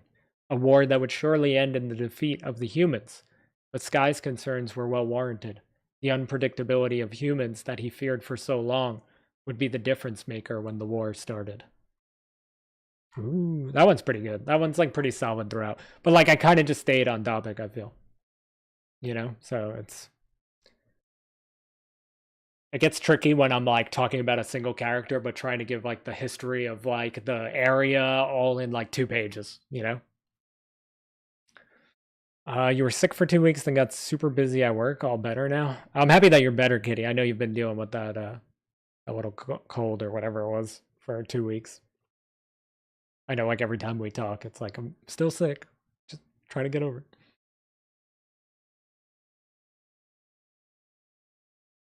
Was sad I've been missing stream. I mean, we missed you too, Kitty, but I totally understand. Like, I get if you're like resting or busy. It's all good. It's all good. I'm still gonna be here doing something, but we did miss you. Okay, so this one is about Alencia Skyfall. It's called The Goddess of Fire. So let's see if I see a lot of Boal and Sanctivel. I actually don't see Rubrum anywhere. She is from Rubrum. It's gotta be. I see Azuldra too. Oh, here we go. Kingdom of Rubrum. This is probably gonna be a lot of Rubrum backstory now, and then like talk about Alencia at the end. We'll see. Let's see what happens. Okay. The Four Kingdoms on Chroma. It looks like I'm just going to talk about the Four Kingdoms for like 3 paragraphs. Let's see how I tie this one together. Let's see what happens. I don't really remember a lot of these stories. So here we go. The next one's about Mira, so that should be fun. And I think it's told from the perspective of one of her crew. I'll do my best with the pirate accent, no promises. The Four Kingdoms on Chroma each had their own traits and unique landscapes. The Bawal Empire was the most chaotic. At times during its history, the land was lush and beautiful, and at other times, like the present, the ground was bare and decayed. Trees were dead and crops would not grow. The kingdom of Azuldra, on the other hand, was the complete opposite. Practically a tropical paradise, the Azuldra trees would always grow tall, and the fruit they produced was the best you could taste. The waters surrounding the islands that made up the kingdom were shockingly clear despite the apocalyptic event that made Chroma what it was. The kingdom of Sanctivale was given to the humans by the angels. It was often the most well-kept since it didn't need much attention in the first place. Maintaining it was easy, and the land itself was rich and profitable for the people living there. That leaves the kingdom of Rubrum in the southeast of the continent, the hottest of the Four Kingdoms. Rubrum still found ways to succeed financially through ore rather than food. The rarest ore on Chroma, Ragna ore, originated there and was responsible for ultimately making Ragna steel, the strongest steel on Chroma. The same steel that would be used by the blacksmiths Auric and Hammerdin to forge the 7 celestial weapons. The steel itself made Rubrum the most profitable kingdom, but they were also very good at marketing other means of entertainment. The arena in Tark, for example, saw all manner of life on Chroma coming to watch the gladiatorial games. I gotta stop using gladiatorial. This is something that I've learned from reading these out loud. I cannot pronounce gladiatorial that like easily, so I need to stop using that. Anyway. Thanks in part to Ragna Steel, Rubrum's army was one of the most formidable on Chroma as well. An army of this magnitude would need a general to lead them of similar quality. Each of the Four Kingdoms had their own landscapes and means in which to make a profit, but they also had their own unique general. Gladiators everywhere, exactly. Bawal had Gerard Pace, an honorable knight whose father paved the way for him. The Bawal Empire stopped interfering in the affairs of Chroma, so not many people even knew Gerard was the general, and thus the title had less meaning there. In Azuldra, Kelvin Ace Sidon was the general, one of, if not the strongest general on Chroma. Kelvin was impossible to take down and nearly invincible on the battlefield. Sanctivale's general, Max Alexian, was the most well-known and respected of the four. He also was general for the longest and held the most accomplishments. Nothing truly separated Max from the others, but his strategic prowess was often the topic of many discussions. Lastly, in Rubrum, the general that would be strong enough to match Rubrum's mighty army was a woman by the name of Valencia Skyfall, an Amazonian warrior, the likes of which Chroma had never seen before. Valencia was easily the strongest female fighter on Chroma. Harnessing the magical... Why is my... Oh, okay, Stream Elements finally mentioned Genshin Impact, by the way. But I was like, why are Stream Elements my Nightbot? It's like, chill out. Harnessing the magical properties of fire into her spear, Valencia was an absolute terror on the battlefield, and a good enough reason to avoid conflict with Rubrum all on her own.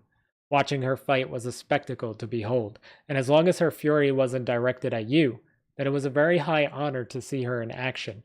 Occasionally she would put on a display of her abilities at the arena in Tark, and every time she did, the arena would sell out tickets because everyone was eager to just get a glimpse of her. This one also feels kind of unfinished. Like, I wouldn't mind adding to this one. I like the end to have like a little bit of like a cliffhanger or like a hook or something. And like, this is pretty good, but like, I don't know. It feels unfinished. So, yeah. I think just signing up gets me something for Genshin, and then getting rank 6 gets me something, and then I think I get something for getting rank 8 or something like that too. I could read the stuff off. These stories are super short, so I went the fantasy short length, so they're only like 2 pages. A normal fantasy distraction is like 4, but actually like the ones we've been releasing on the channel recently are this length. So whatever those are coming out to, Like the Secromancy story, what was that? 6 minutes and 12 seconds. Like, I think that one's also. Is that one also 2 pages? All right, that one's like 3 pages. But it's not like that. It's literally like a sentence, half a sentence on the last page. So that one's like 2 full pages and it's like 6 minutes long. So it's not as short as you think, but it's not as long as like an average main fantasy distraction. I was going the fantasy short length. So fantasy shorts were always 2 pages. But that's like kind of like how I did everything for this batch of short stories, because I was trying to write 365 of them. I was doing like 2 pages, but then like if I got carried away and kept going, I would just keep going, you know? So like if they turned into like 3 or 4 or 5 pages, I just rolled with it. For the most part, they were like 2, but some of them feel really short. Like the Gerard one we read earlier. I mean, this is like not even a page and a half, really. But I think I always was shooting for like 2 paragraphs on the second page. So this one would probably fall in like the 4-minute length if we were to record it, depending on like the pacing of the reading, you know? But yeah, these are all pretty short. Oh God. All right, this is Mira Stormwillow, The Raging Ocean. I really wanted to write it from Mira's perspective, but like I said earlier, I'm having trouble figuring out like who would ultimately voice her because she's so important to me. It has nothing to do with like our actual voice actors on the channel. It's just it needs to be perfect for me. And I can't like find the perfect voice, if that makes sense. Plus there's so much other stuff that falls into play with her. You got to be able to do pirate speak and preferably like roll your R's, not necessarily like a pirate, but like a cat girl. There's a lot going on with her. It's no fault to anybody other than like she's a hard character to pin down.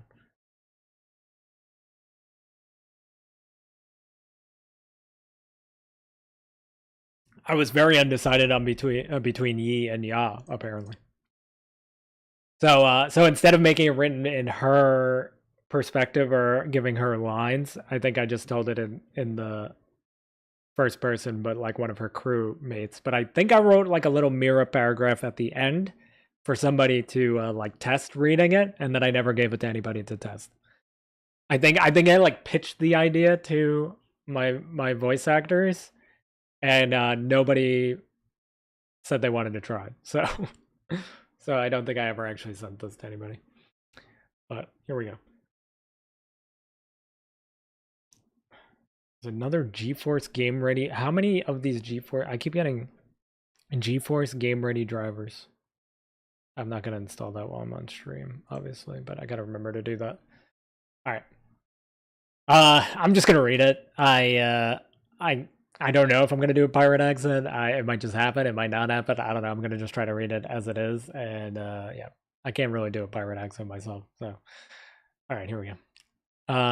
Tell me, laddie, are ye? It's just gonna happen. Just reading it, basically. But here we go. I'll go with ye if I can. Tell me, laddie, are ye familiar with the raging waters around Chroma? Ever since the world was built anew, the water surrounding the main continent has been impossible to traverse. No boats can withstand it. Heck, no one would even dare try. No one but one. Ye have heard of her, I'm sure. Captain Mira Stormwillow.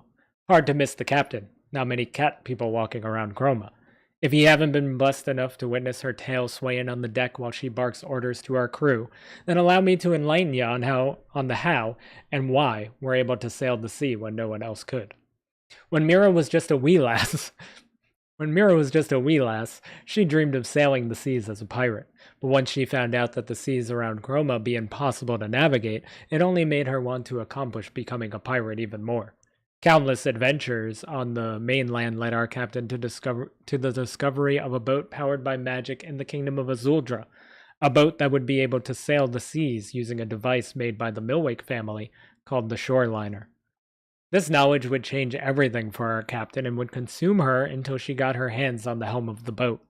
Ironic, since she doesn't steer the boat often for us nowadays. That's left up to Zerkia and Paula. Those two are a story for another day. Let us instead discuss how this very boat we travel on was stolen from our captain before she even got to sail it. You see, our fearless captain had a lover whose name we try not to say on the ship, for fear of losing our extremities, and this past love stole our captain's ship right out from under her nose. This man didn't even care for Mira's obsession with becoming a pirate, and yet he still did the most unspeakable thing to her, denying her the dream she's been after since she was just a little girl, or a wee lass. Needless to say, it was no easy task to get the boat back, and upon doing so, Mira got her revenge on said former love interest. She abandoned him on the island to the north, and only God knows what became of him. Now, with a boat capable of sailing the raging ocean in her grasp, the captain needed a proper crew, one of similar mind and goal as the captain, a crew worthy of sailing to islands unknown, and a crew strong enough to conquer whatever challenges be waiting for them on those islands. Getting into the captain's crew was a tall order, because Mira held herself to higher standards.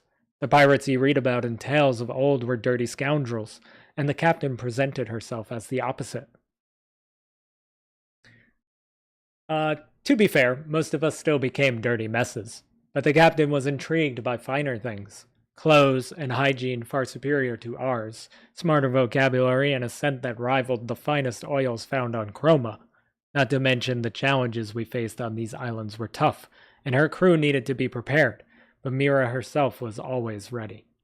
We were never truly sure if it was because of her feline-like origins, but her reflexes were unlike any we had seen before. On top of that, her art, or magical ability, was the ability to push energy through other objects, something she utilized to be able to shoot guns, something no one else on Groma was doing due to supplies. Guns themselves and bullets to shoot out of them were not easy to get your hands on, but the captain didn't need all of that. Sure, she had 2 guns for show, but the energy she shoots out of them was something she could do through any object. While it wasn't necessary, it sure did complete her pirate look and attire. We are lucky to have her as our captain, and Groma is lucky to have her navigating the seas and exploring the islands that others would be too afraid to explore. She is a one-of-a-kind gem on a world full of dirty messes like us.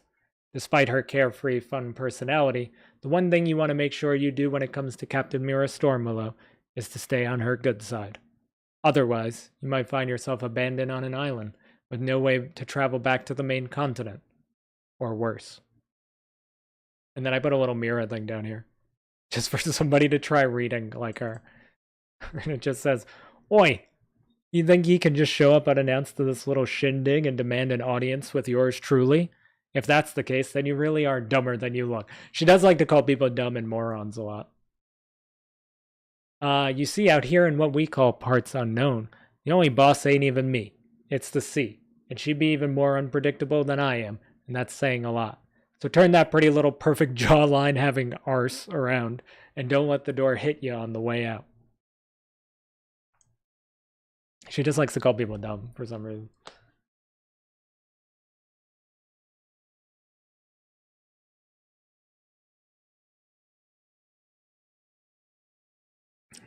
She would say, like, turn that pretty little perfect jawline around. Oh, Mira. Someday we'll have somebody voice her. All right, we'll just keep going with these. I want to get to the Dragon Knight one, that's why.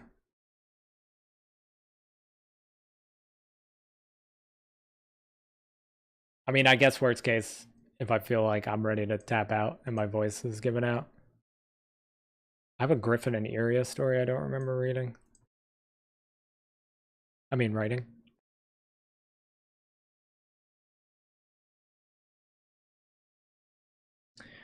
Okay. All right. The next one is Vincere, the Conqueror. I can't just say it like normal. I have to call him Vincere. Okay. Solus Trent was given leadership of the Kingdom of Sanctivale by the angels that helped rebuild the world. It was no easy task, but Solus was up for the challenge. Through his guidance, the new main continent of Earth, Chroma, would soar. It was obvious that Solus would rule Sanctivale and continue to do so, but as expansion began, it was clear that one leader could not rule all of Chroma. Thus, Solus put together a group of leaders to usher in this new world. This group consisted of 4 people: Freyhart, Damius Chime, Leo Harkai, and Ednus Aqueous. Plans of expansion on Solus's mind, they began working on a second territory to house the Second Kingdom. Once the Furios castle was built, Leo Harkai would be given leadership of the Kingdom of Rubrum. The Second Kingdom took some time to erect, and despite plans to expand further himself, Solus became ill. It was clear that Solus would not live much longer to further this expansion. As his last command to the other rulers that he instated, he told them to march west and set up another castle. Solus left behind a wife, Eris, and gave one other command to his only child before he died. He told his son, Vincere, to finish what he started, a near impossible task for Vincere to commit to right away, as Vincere was only 15 years old when his father passed leadership on him. My brain just stopped working after I pronounced Vincere that time. It was an unspoken understanding that the other rulers his father placed into power would do most of the leading until Vincere was of age. But they underestimated the boy.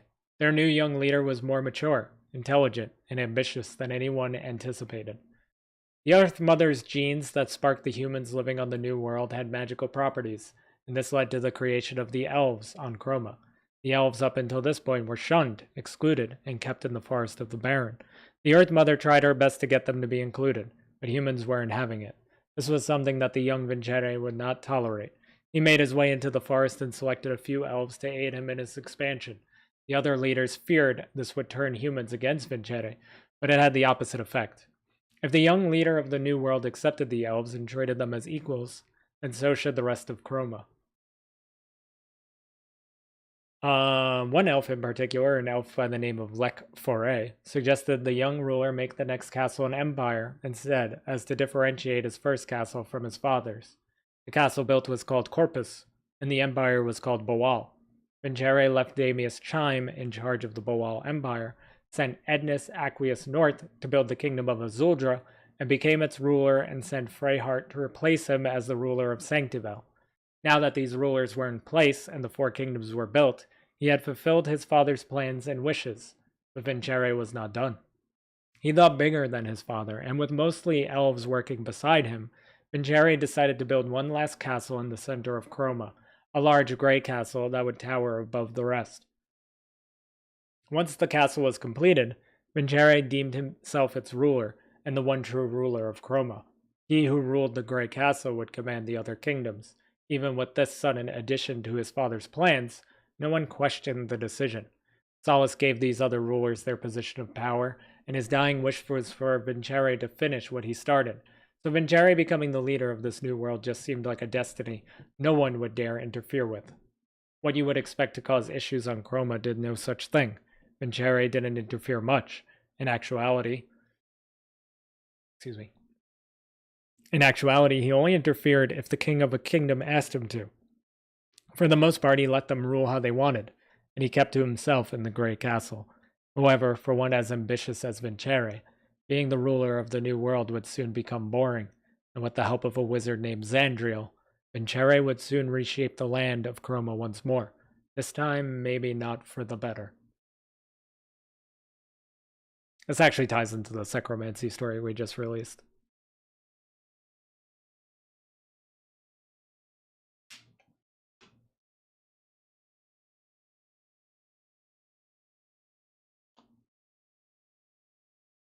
You started super early today, huh? I actually started 9 minutes later than I've been starting on Thursdays because my niece wanted me to play with her.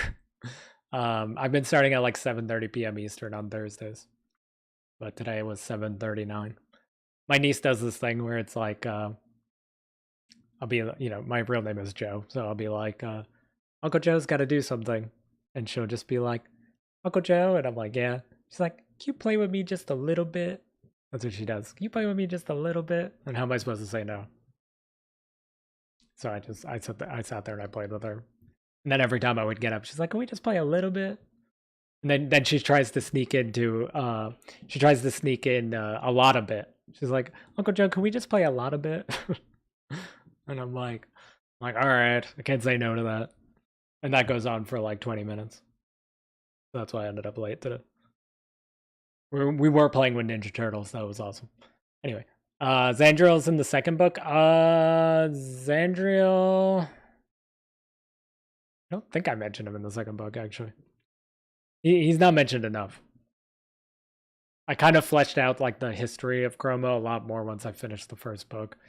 So if I go back and write it, I'll probably mention him a lot more. She sounds adorable. She's the best. She is just.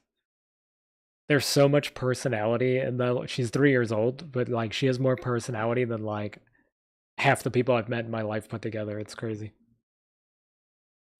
Maybe I did mention him in the second book. I don't know. I read that. I reread that in like a day. When I was telling you that I reread it the other day. Literally in like a day and a half, I reread that. So parts of it, I probably need another reread before I write anything new for that. But yeah, he's I think I might have referenced him for Shadow at some point because him and Shadow are very connected. All right, this story is called "The World Is Hell and I Am Its Devil." I had planned to do a 2-part side story with the same name, set in the Soldier's Crest universe. So I just thought the title was good, so I just used it for this. Yeah, him and Shadow are very good. I mean, Shadow is basically the new Zandriel in book 1. So,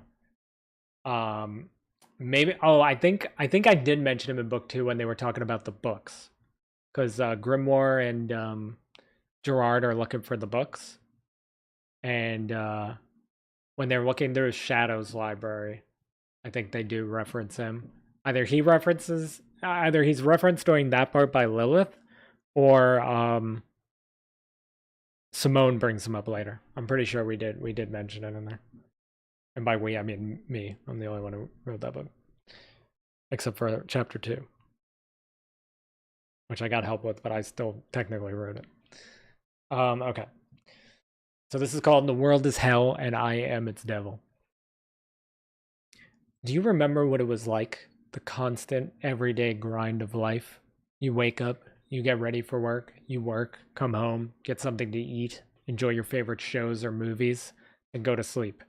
You wake up the next day and you do it again. You rinse, you repeat, then you waste away. It has always been this way since as long as I can remember, or rather, what I can remember of that life. That time before everything changed. We lived in a generation of people who were slaves to their technology. If you weren't going through the cycle, you were staring at your phone. You were on the computer, playing video games, browsing your social media. You were so detached from the world, hoping that you could find some escape. You wish you could feel, even if it was just for a moment, that you didn't have to live your pathetic life. Wait, this is my autobiography? I would lose myself often, not in technology, but usually in books. I would study the behaviors of humans, animals, and whatever I could get my hands on. I learned as much as I could about technology, and I worked hard every day at my job. I was a scientist in the RUI, or Russian United Intelligence. I worked closely with members of all countries and put together a plan that would allow us to colonize the moon.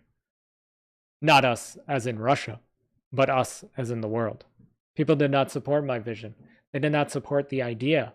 What I wanted to do would defile the moon and everything it stood for. I wondered what that meant. What did the moon stand for? To me, it was another piece of the universe for us to inhabit, for us to expand to. In the eyes of a proper scientist, is it not the ultimate goal? One that many assumed we would never reach in our lifetimes.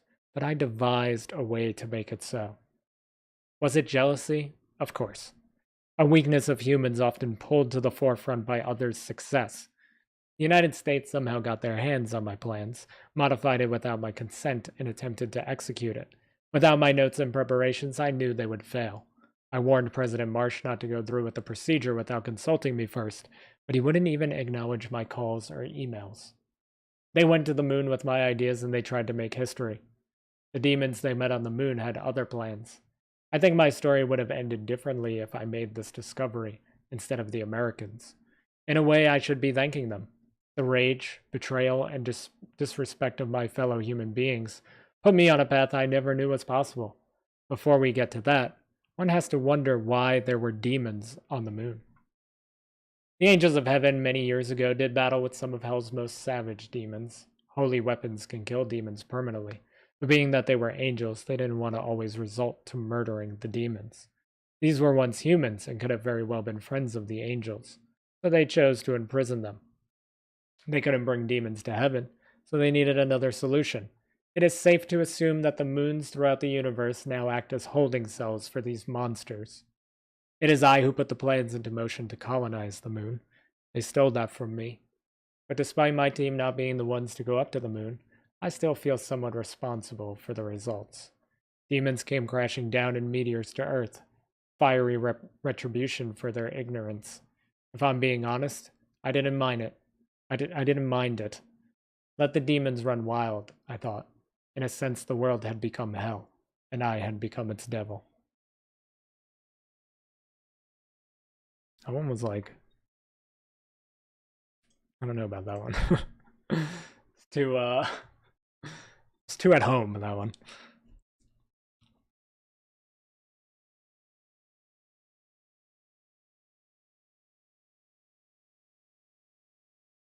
Well, dang, yeah. I don't know about that one.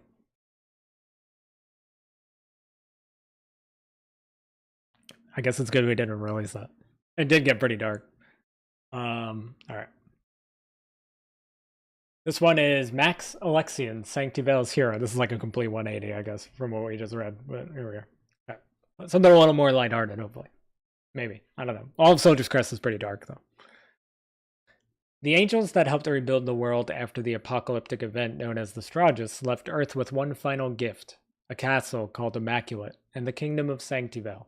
To be the king of Sanctivel was a great honor, but many believed being a knight in the Sanctivel army was of similar stature. One might say that with that knowledge, that being the general of said army would be one of the highest honors bestowed to anyone living on the main continent, Chroma. Being the first new kingdom erected in the aftermath of the Stragus, Sanctivel had seen many kings, many queens, and once an army seemed necessary, many generals. Despite the prestigious position and the caliber of people chosen for such a role, none of them could compare to Sanctivel's current general, Max Alexian.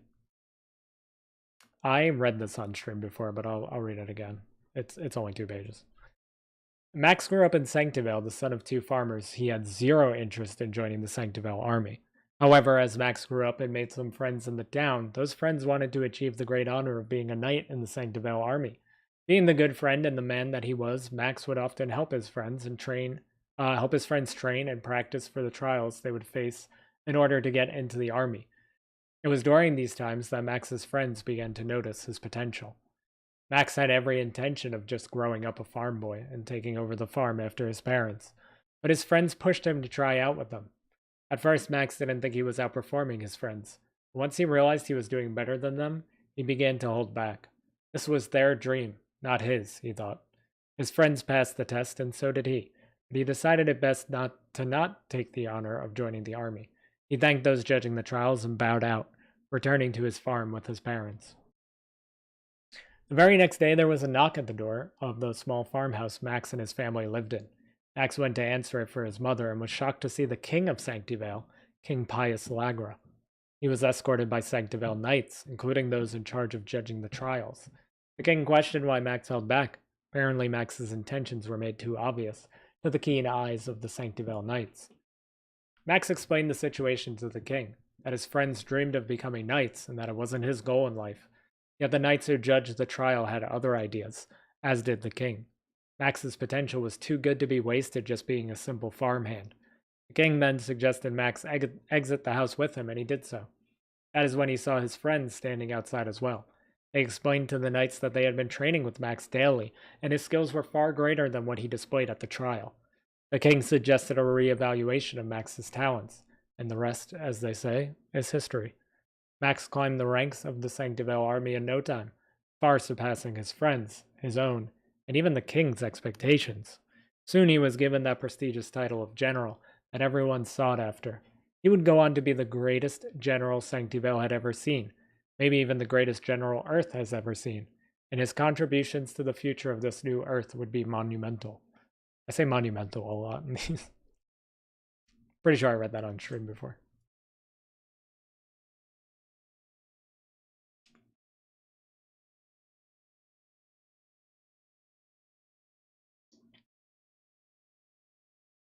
Okay, all right. This one is called Arxis the Archer. Feed the maggots. There's a quote, and did I put it in this? There's a quote in the first book. Do I remember it by heart?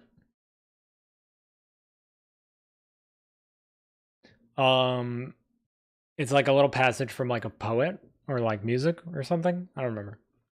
But it's Arxis the Archer, hidden even in lights, because she has very pale skin. She's got like white skin, very similar to Celis. She's got like white skin, white eyes, white features. She wears white. So it's Arxis the Archer, hidden even in lights. It's something about like put a army in front of her and a wall to protect her, and she'll feed the maggots for nights or something like that. So in other words, like you put an army of people for her to kill, and she's hidden, she'll kill them, and the maggots get to eat. That's the premise. Yeah, I think Tarjan is thinking about it when he's carrying Meryl on his back, and he runs into some of like the Rubrum people, and they've hired Arxis, and he's like, I'm not really afraid of the Rubrum people, but she's pretty scary, and then he's thinking about what they say. Yeah, I'm pretty sure it was Tarjan who like is thinking about it. All right. The new main continent of Earth, Chroma, saw all manner of bandits and scoundrels. Too many for the mighty armies of the Four Kingdoms to deal with. This led to the rise of a lot of mercenaries and just a lot of mercenary work on Chroma in general. Many people knew of Marcus and the two girls he traveled with. The trio was efficient enough. But there were also many rumors that the three carried a lot of baggage. Marcus had an unknown past. Dessa was an orphan, and many people believed Celis was possessed by a demon. It was hard to tell if their problems would carry over into a mission, and thus they had to go find their own jobs a lot of the time. Forcing yourself into someone's desperate situation is one way to make money, and there are the mercenaries that are a bit more sought out.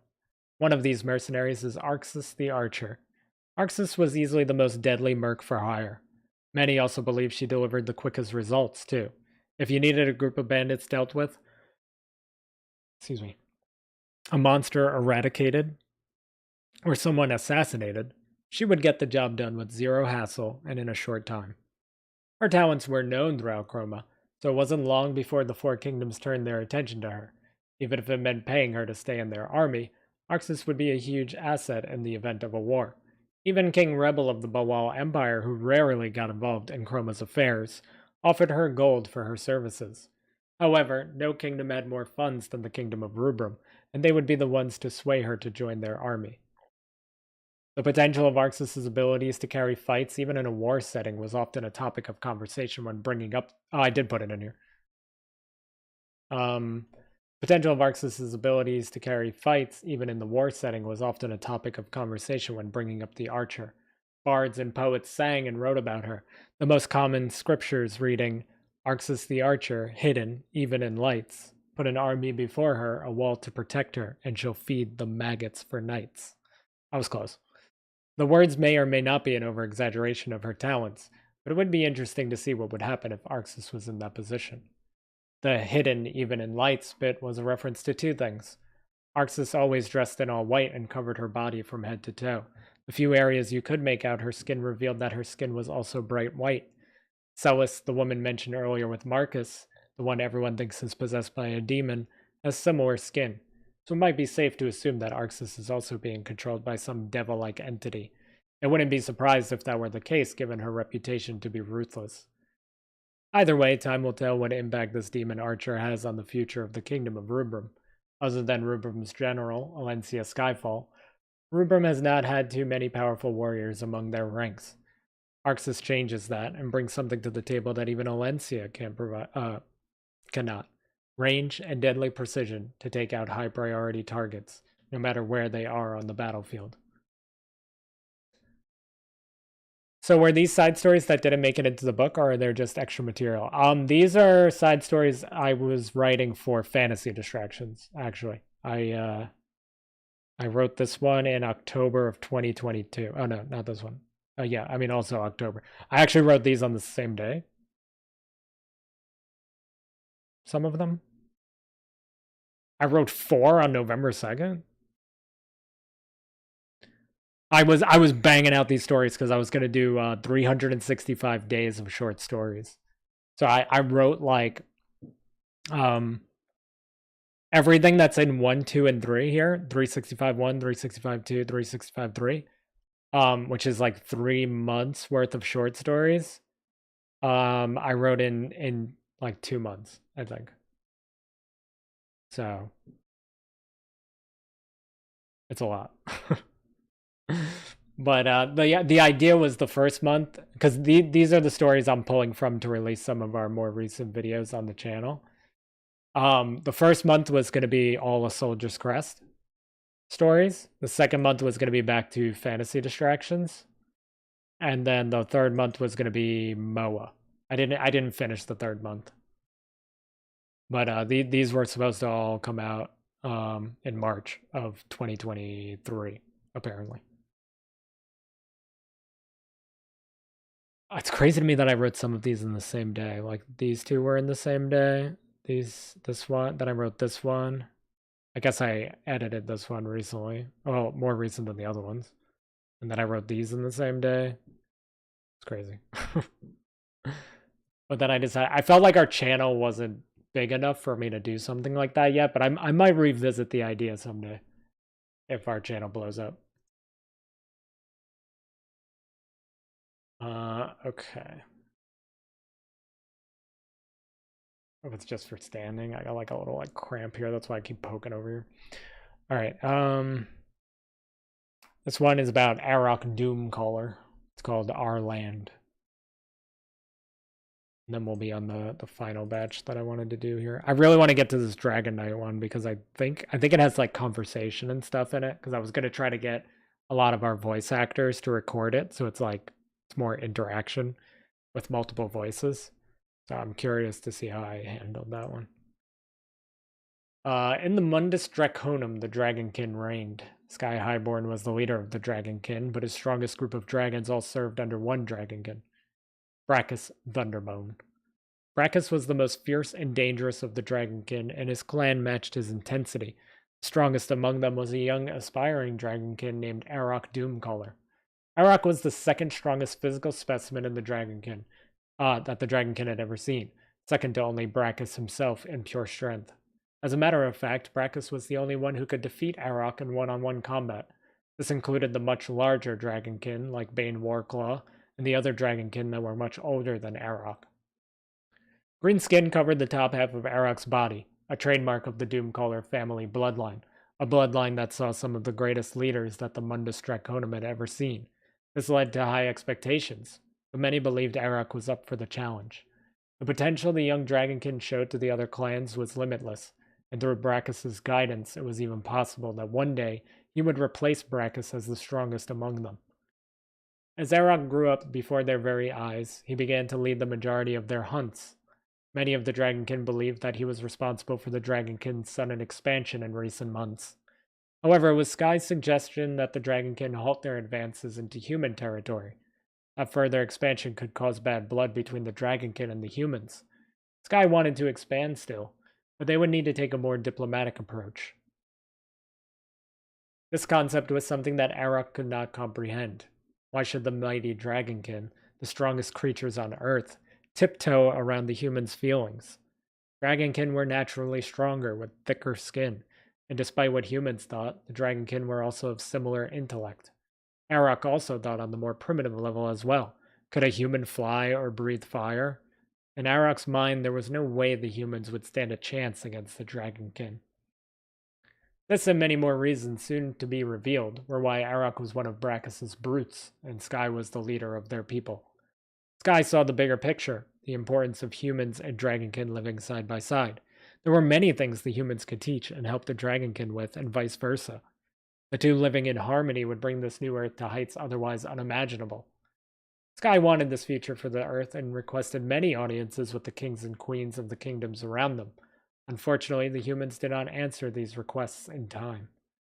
Arok grew restless, and the death of Avernax, a rogue ascended dragon that took refuge in the mountains around the town of Davish, was what pushed Arok over the edge. Arok, I like that any stories from the Dragonkin perspective call him Avernax, and the human ones still call him Bax, because the humans call him Bax, but the Dragonkin know his real name as Avernax. So that's actually an interesting little thing that would probably be missed by people unless I explain it, I guess. Mundus makes me think of DMC. Yes, I totally forgot that that was his name in there. That was like the villain, right? Like the big like devil entity or whatever. I haven't played those games in so long. We need to play through those games again on stream. Not that I've done it on stream. I need to play through them again on stream. And there's some I haven't fully beat or fully played through, so we should do that at some point. After I get Final Fantasy VII Rebirth out of my system. Rogue ascended dragon that took refuge in the mountains around the town of Davish was what pushed Arok over the edge. Arok wanted revenge, but Sky and even Brachus thought it was a bad idea to retaliate on the humans, especially since Avernax knew the dangers of leaving the Draconum. Arok just could not let this slide. His recent rise in the ranks of popularity among the Dragonkin made it easy for him to sway others to his cause. Arok's achievements in expanding the territory of the Draconum made the other Dragonkin see him as a leader. Those who once thought he was potentially a replacement for Brachus now saw him as a potential replacement for Sky.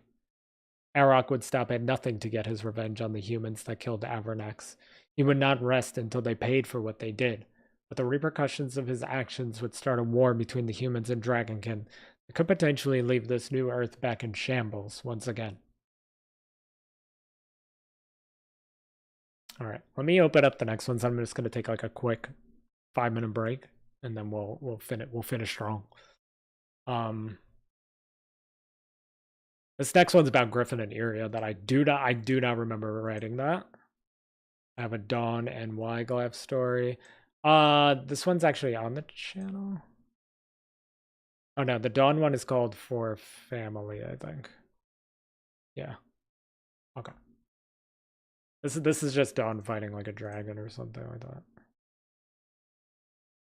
I got a Brachus story I don't remember writing.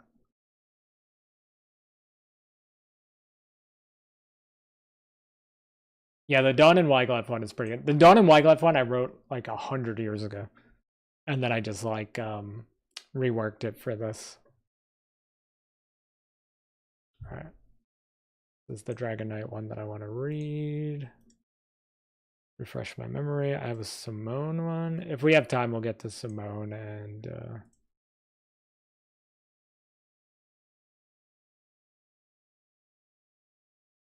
I think I read these on stream actually. Why is the Simone one all the way down here? I think I was planning to release these maybe. Alright, I don't think we're gonna read those. So we'll do these 4 and then we'll see how I feel. Maybe we'll do some more. But just give me like 5 minutes. I just want to get another water, use the bathroom, and then we'll finish up. Give me 1 sec. Is it Simone and Cinder, or is that too spoilery? I think it's just Simone. This is just like an introduction. We can check it out. I'll skim it. The Griffin one is just like the usual Griffin stuff that's in all the other stories. We'll skim it before. You know what? We'll skim it when I get back. This might just be like similar to the prologue. But we'll check it out when I get back. I'll be right back.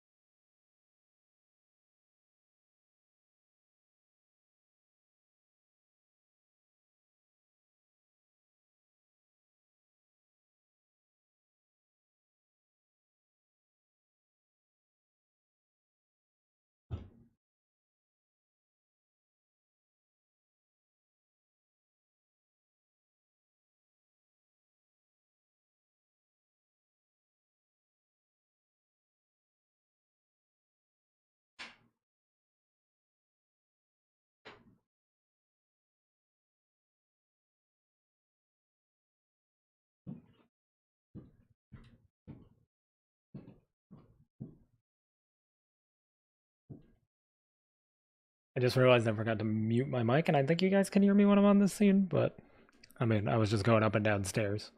But I'm gonna transition to the sitting style, and then I'll swap my scene back.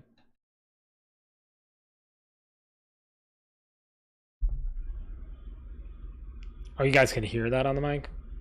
Let me mute that.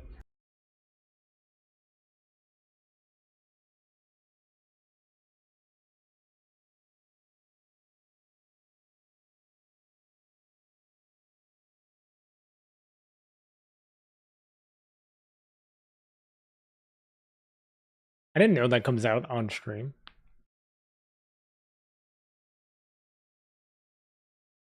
Does that come out on stream when I'm transitioning from standing to sitting? Does it make noise for you guys? Do you hear that? Like when it makes like a motor noise when it's going from like standing to sitting, the desk. Do you guys hear that? I saw the mic going. Usually I'm talking. So I just assume the mic going is me talking. But I noticed that it was like, I don't know. It's weird. Okay, we're gonna read the rest of these and then I'll probably wrap up. Almost a 3-hour stream. I've been averaging about 3 hours on these reading streams. I think 3 hours is like where I start to tap out a little bit. You don't hear it? Okay.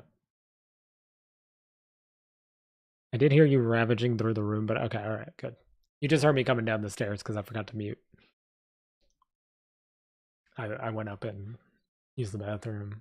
Got a honey drop. And then I came back down. So you probably heard me open the door and come down the stairs. And go up the stairs, open the door. So sorry about that. I forgot to mute. But it's all good. Okay, we're gonna do whatever stories are left here. 1, 2, 3, 4, 5-ish. If we do the Simone one, I'll read the Simone one. Screw it. I think I may have read it on stream once before. I'm not 100% sure. That Max one we definitely read on stream. I remember reading it. But bang out a couple of these and then call it a night. Whenever I go AFK and I switch to my AFK screen, we either lose viewers or we gain viewers. This time we lost viewers. But whenever I do it, it's one or the other. Like either people see big booby cat girls and they come in, or they see big booby cat girls and they run away. I can't tell. It's crazy. All right. Anyway.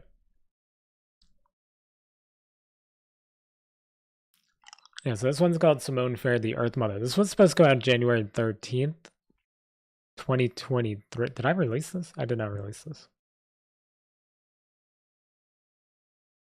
Did I release this? Pretty sure not. No.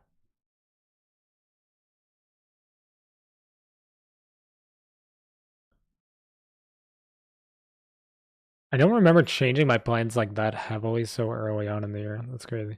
This is a Meryl and Tarjan story that's coming out tomorrow, Mistral. Since I know you like their romance a little bit. Taylor read this one. Happy Tales. This one's really short. This one's only 3 minutes. And then we have the Rima word scroll version coming out on Monday. All right. Let's do this. It was early the next day when the chaos finally ended. I think this is ripped straight from the prologue. This is 7 pages. Yeah, I think this is ripped straight from the prologue. Probably why I didn't read it on stream. I think this was supposed to follow the yeah, this is exactly the stuff from the prologue, so I don't think I'm gonna read all this.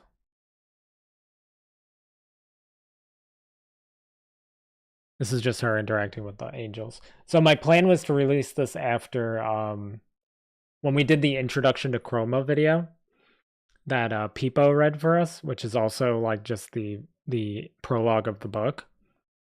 I was gonna have her read this next, but she ended up not reading anything else for us anymore, so I just decided not to like release it yet.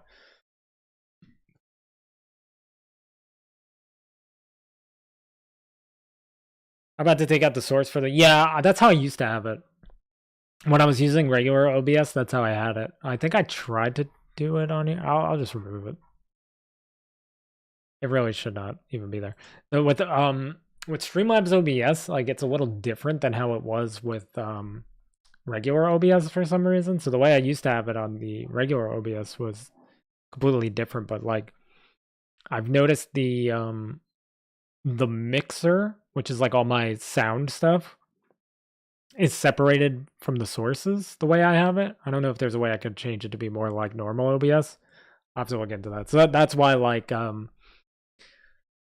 all of my sound stuff is the same when I go to any scene because it's not connected to the actual scene, if that makes sense. I'm sure there's a way to change it. I gotta fix that. You know me, I'm number one streamer NA mod sword, so naturally I have no idea what I'm doing. Alright, so the Simone one I think is just ripped directly from the first book, so I'm not gonna read all this. In the interest of my voice not dying. So we're gonna go right to the Griffin and Erie story that is just called Loyalty. I don't think anyone recorded this one for me.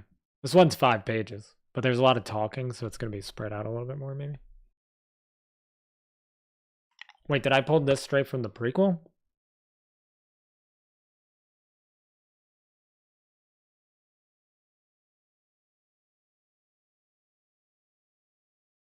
Because this kind of looks like the prequel.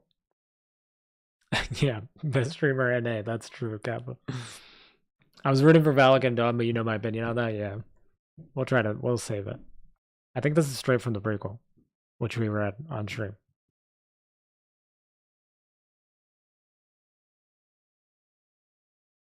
Man, I got lazy, I guess.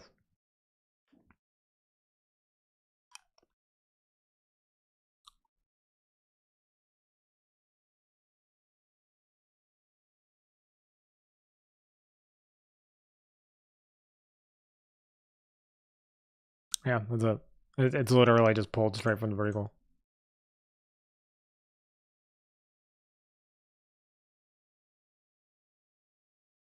I don't know, this stuff at the end might be different.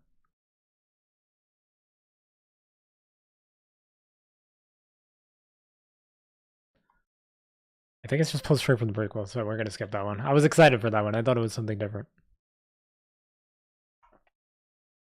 This one I added to. The original version of this was like 2 paragraphs. So this one we can read. All right, this one is Dawn and Wyglaff First Light. I honestly don't know why it's called First Light. Maybe I tied it into this version of it, but the original I don't think had anything to do. All right, well let's just read it. This is what happens when I dig up stuff from 2022 and try to read it, which is actually stuff that I wrote 100 years ago that I refreshed for 2022. All right, anyway, here we go. Are you sure you're ready? Wyglaff Place, second in command for the dragon. Oh yeah, they had ranks. They actually had ranks that I did away with. Weird that Wyglaff would be second in command. It should actually be Gerard that's second in command. Anyway, weird that Wyglaff would be second in command. Wyglaff Place, second in command of the Dragon Knights of the Bawal Empire, asked as he looked down at the injured girl before him. Holding her side, she glanced up at him with nothing but determination in her eyes. I'm not leaving without its skull, she finally responded. Good. Now get up, Dawn. Wyglaff helped her to her feet. The blood from the wound in her side trickled down her thigh, covering her armor. She struggled at first, but hatred for the beast motivated her to move. It's outside now. Why would it abandon its home? She asked. Wyglaff looked outside the cave entrance, close to where they were standing. Inside we can corner it. Outside it has free reign over us. Response made Dawn nervous. The dragon wounded her. The dragon that wounded her was merely a baby still, yet larger than any dragon she had encountered so far. She had heard stories of the mighty beasts she would be fighting as a member of the Dragon Knights, but all of her training could not prepare her for this moment. A real test against a real dragon. I'm ready, she lied. Her hands were shaking. A lot of this, I'm happy we didn't release this because, I'd have to rework it now because, like, basically as soon as she's recruited to the Dragon Knights, they fight the Dragonkin, like, literally, like, right after that, so none of this would actually be true. Probably. I'm ready, she lied. Her hands were shaking. Wyglaff was a veteran when it came to fighting dragons, so it was easy for him to notice. He pointed outside the cave. So is the dragon, he said wearily. If you are not prepared, you will die. Which is it? I'm ready. She ran out of the cave as Wyglaff watched from inside. Dawn was fast, sprinting toward the dragon who was waiting for her in the air above. Armed only with a spear, it was up to her to find out how to deal with the beast. Wyglaff, who had coached her to this point, would not be there to hold her hand now. It was up to her to bring it down, up to her to slay the dragon. Using her spear, she launched herself upward and caught the dragon's neck with her legs, and tugged down on the beast, but it would not budge. Instead, it flew higher, pulling her upward. Now caught in the air, she yanked her spear from the ground and maneuvered herself around the beast. It roared and shook her violently, but her hands were finally steady. She mounted its back and grabbed hold of a scale on the back of its neck. Lifting her spear, she drove it sharply into the dragon's back, sending the beast crashing to the ground along with herself. She rolled on the ground and bounced back to her feet, pausing to check the wound on her side, which had opened more widely and begun to gush more blood than before. If the fight were to drag on, it may make her dizzy. She had to end this soon. Rise up, dragon. It's time to pay for what you've done. Her confidence was growing more and more by the second. Do not get cocky, girl, Wyglaff said out loud to himself. The dragon lay squirming on the ground. It raised its head to view its maker. Dawn's long black hair swayed back and forth as she slowly approached the dragon. Her trusty spear was drawn ready to deliver the finishing blow as she reached her helpless prey. Yet the dragon was not ready for whatever lies in the afterlife just yet.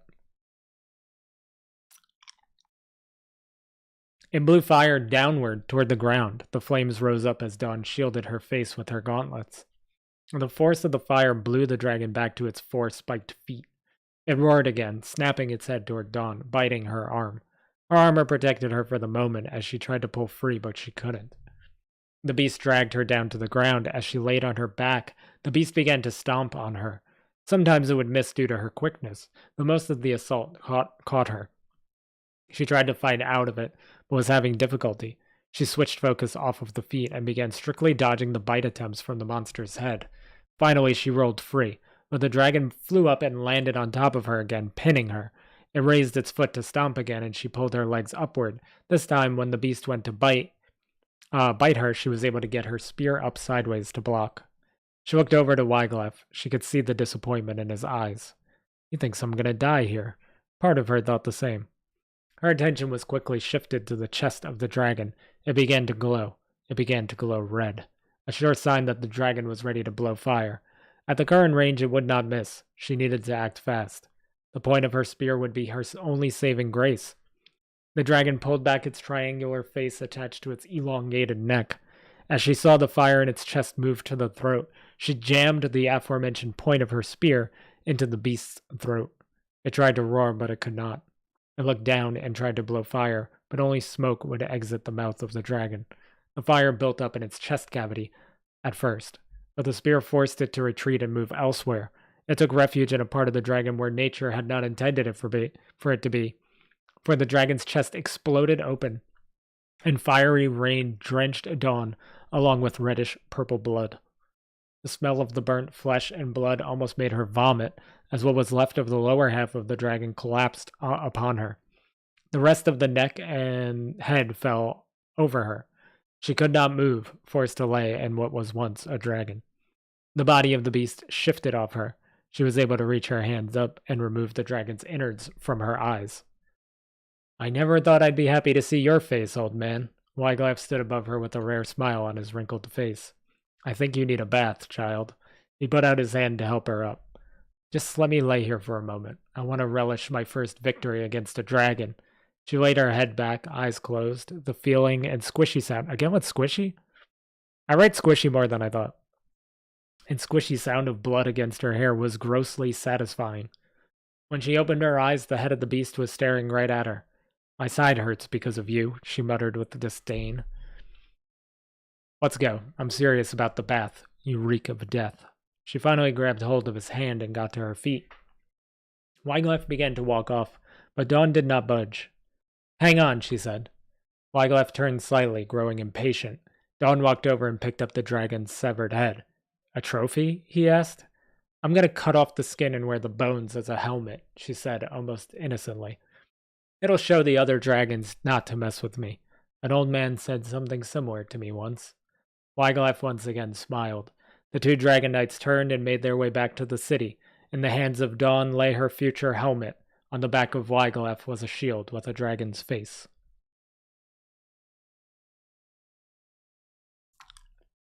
It's not bad. I wrote this a really long time ago. And then I kind of modified it for fantasy distractions, but the second in command thing I should have removed. And I need to point out that this is like more so part of Dawn's training than her like first fight against a dragon. You know, like she kills some dragonkin in the prequel, and it's like right after they recruit her. So if I do decide to release this, I gotta modify it. I don't like to write in these while we're doing them on stream because I like to remember when I wrote them. But I think I have the original somewhere else. So what I am gonna do is I'm just gonna put like make some modifications. The heck is that? Alright, I'll bold it.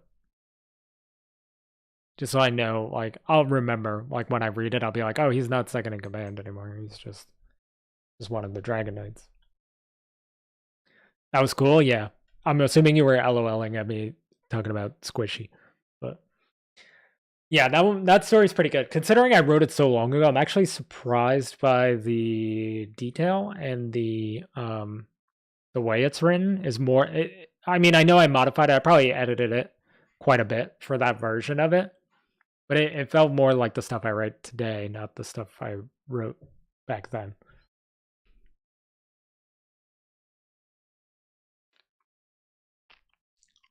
Okay, this is about Brachus. Brachus, I almost bit my tongue. Brachus Thunderbone, the monster in Draconum. Still the greatest name I ever created. Alright, west of the kingdom of Rubrum was the Mundus Draconum, home of the Dragonkin. The leader of the Dragonkin, Sky Highborn, did everything in his power to prevent war with the humans. Most people believed it was inevitable. How could these beasts coexist with humans? Monsters that can fly, breathe fire, and were triple the size of the average human could not possibly live among them. And there was the issue that the two of the ones involved on either side wanted the war. What? Then there was the issue that two of the ones involved on either side wanted the war.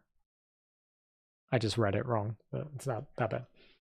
Enter Griffin, a mysterious knight who showed up in the Bawal Empire announcing that he had killed an ascended dragon who was terrorizing the town of Davish and insisting that Bawal prepares for war with the Dragonkin or risk being wiped out. On the Dragonkin side was Arok Doomcaller, a young Dragonkin growing in their ranks, demanding revenge for the ascended dragon slain in Davish. The two lit the spark that would ignite the world. Griffin formed a group of Dragon Knights with the sole purpose of eliminating the Dragonkin and Sky Highborn learned that they were coming to face them on their own turf. The curious part of it all was that Griffin only recruited 9 other knights to his cause, while the Dragonkin living in the Draconum numbered in the thousands. Not only would they be outnumbered, but there was no way 10 knights could stop the power of the Dragonkin. Speaking of the power, none matched Speaking of that power, none matched Sky Highborn's number 1 soldier, Brachus Thunderbone, the strongest of the Dragonkin.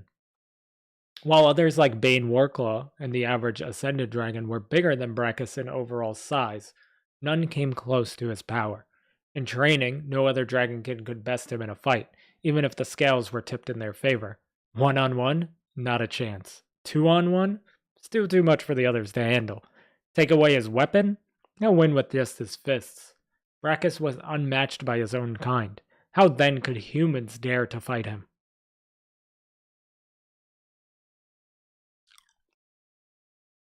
Physical strength beyond measure and unequaled in combat, Brachus was the apex predator on Chroma. However, don't let this information fool you. Brachus was also as smart as he was strong, often giving the most helpful advice to Sky. You would expect a dragonkin like Brachus to also want to go to war with the humans, but even while that storm was brewing, Brachus kept his cool and suggested ways for Sky to avoid the bloodshed. Once war was on the brink, Brachus felt a lot of the fault fell upon him. Eric Doomcaller had become a member of his clan of warriors within the Dragonkin, and his actions were Brachus's responsibility. However, before Brachus could scold Arak for his actions, Arak was defeated by the Dragon Knights in the town of Diremore, left to deal with the consequences of Arak's actions. Brachus tried everything in his power to help Sky smooth things over. As the story goes, it didn't work, and war is on the horizon. These 10 Dragon Knights enter the Dragonkin's territory, confident that they can win, so the Dragonkin know they have a trick up their sleeve. Whatever the trick may be, would it even be enough to stop a monster like Brachus?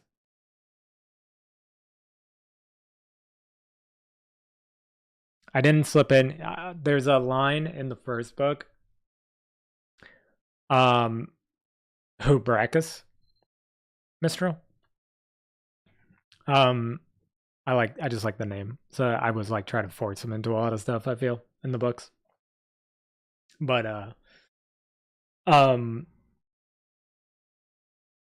there's a line in the first book that's like, my friend Mena came up with the line, but it was like, any weakness that Brachus had died the moment he was born, or something like that. So like, he was basically born without any sign of weakness. I actually repurposed and reused that line to describe Ingvar one time. Otherwise, it would have definitely been in the story. I just didn't want the overlap of Ingvar and Brachus. But that line is in the first book about Brachus, and then I reused it for Ingvar. I think in the first Ingvar story, maybe.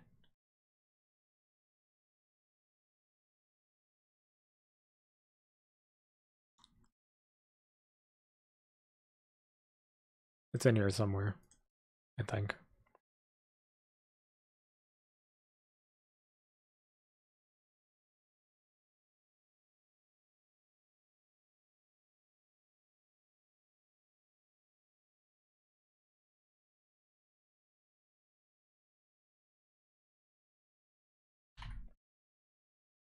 Oh, it's not in this one.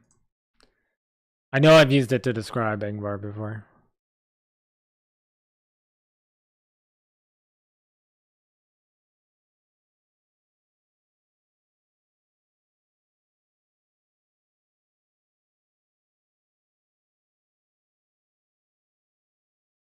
But yeah, it's a great line. I'm just like just being distracted as usual. All right, so this is the one that I really wanted to check out.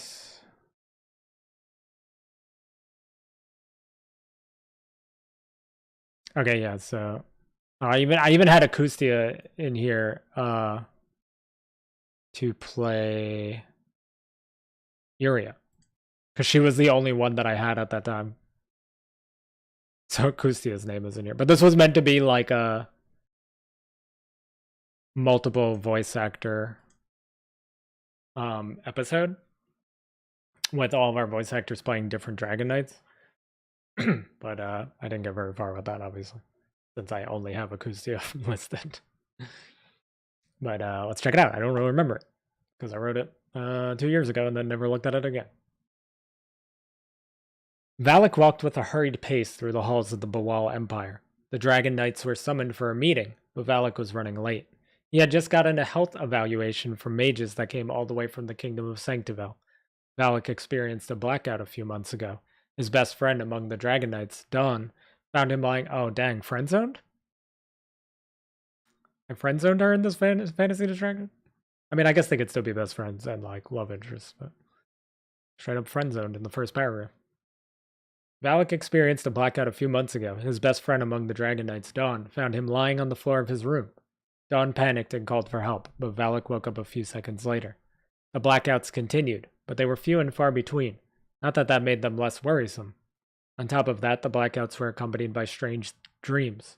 In every dream, Valak was trying to save an angel, and at some point during the dream, he would find a tombstone with his own name on it. On top of the tombstones were always 3 crows, and they spoke to him. Most of the time, Valak couldn't make out what they were saying. Other times, he would only understand a few words.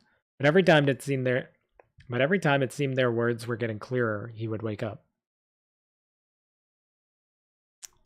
This was obviously not ideal, but it couldn't be happening. It could not be happening at a worse time. Valak was the last recruited to the Dragon Knights, and in a few days would be their greatest battle. Their greatest battle yet. Did I forget how to read? I know I'm curious to read this one, but did I forget? Anyway, the Dragon Knights were made up of 10 of the strongest warriors on Chroma. Led by their captain Griffin, the Dragon Knights were going to march into the Mundus Draconum, the land of the Dragonkin, and try to drive them out of Chroma. No one really knew what that meant, and most people thought Griffin was insane, or that this was a suicide mission.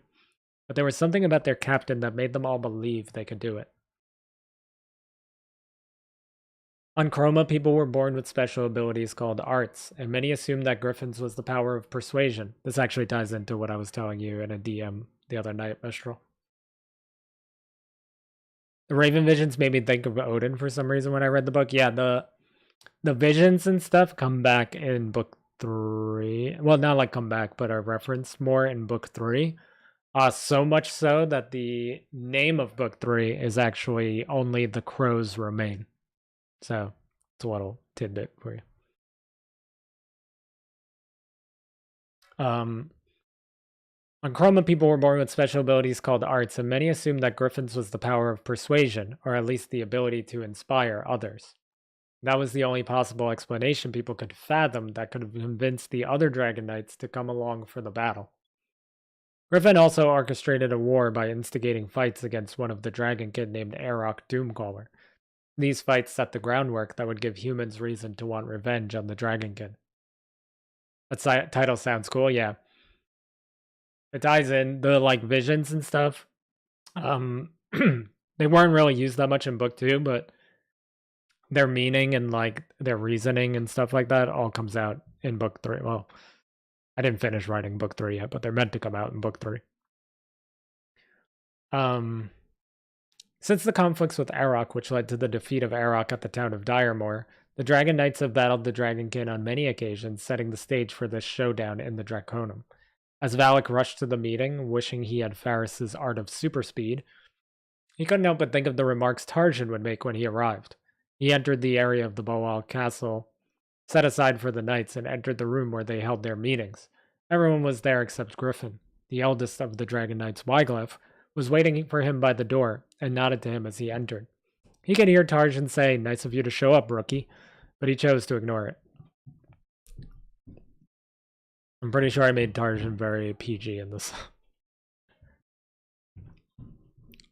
I'm gonna just mute and chew my honey drop real quick.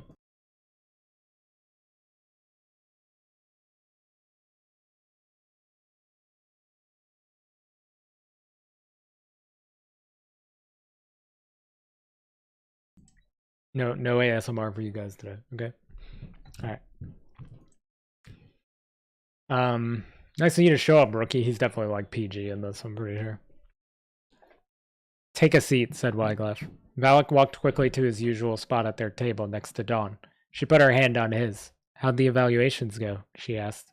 Good, I guess, Valak shrugged. He spoke loud enough so everyone could hear him, since he assumed they wanted to know as well. They couldn't find anything wrong with me either. Wyglef closed the door. Yeah, he's always talking smack. He might talk some smack in here, but it's definitely going to be PG compared to the book. Wyglef closed the door. Are we not waiting for the captain? The question came from Gerard Pace, former general of Boal, and whom many considered second in command among the Dragon Knights. He's now second in command. Him being second in command makes sense. The other, Wyglef being second in command, not so much. Even though Wyglef is older. Wyglaff walked to the head of the table where Griffin would normally stand. I'm afraid not. A few of us thought this might be a good meeting to have before we bring our concerns to the captain. Iria Rain shifted in her seat. 2 of her 6 arms were on the table, the other 4 crossed beneath it. Iria was the most loyal to Griffin and was unaware he would not be joining this meeting. A strategy by Wyglaff, no doubt, since Iria would surely tell the captain if she knew. Our concerns? Wyglaff cleared his throat. Iria was intimidating, and most of the Dragon Knights were afraid of her, even though she was on their side, even Wyglaff. Yes, Wyglaff looked over at Grimoire, the Dragon Knight's mage. Grimoire is much better at getting points like this across than I am. Grimoire shook his head and let out a small chuckle. If you wanted someone to be blunt or brutally honest, you probably should have picked Tarjan. But I digress. We're all worried that Valak's blackouts are going to get him, or even worse, one of us, killed. There. Ahem. Wyglaff smiled his usual big smile through his gray beard. That's the gist of it. Thank you, Grimoire. We're days away from our biggest battle and you're trying to take me off the team? Said Valak. Valak looked at the other knights for answers, but eventually locked eyes with Dawn, sitting beside him. She sighed before answering. We just thought it would be best for your own safety. It doesn't seem like it's getting better, and no healers can pinpoint the cause. Quit tiptoeing around him, Dawn. Just give it to him straight for once, said Tarjan. No one wants to babysit you.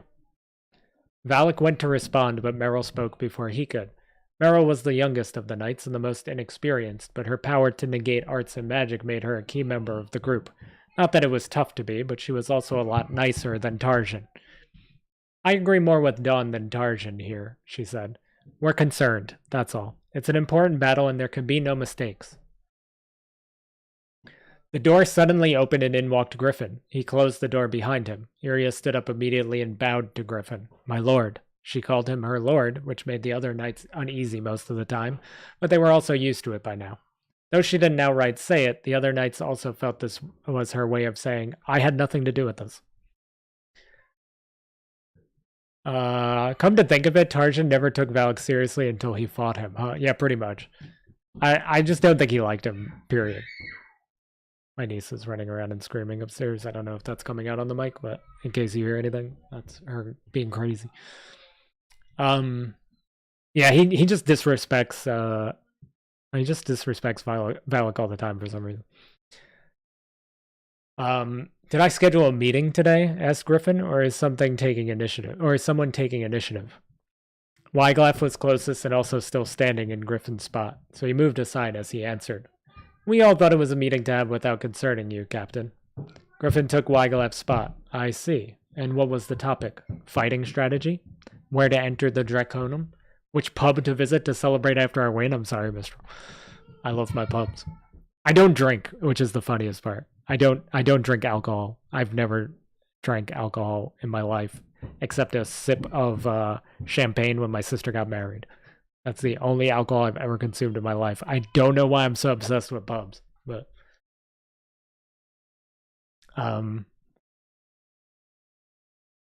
which pub to visit to celebrate after we win?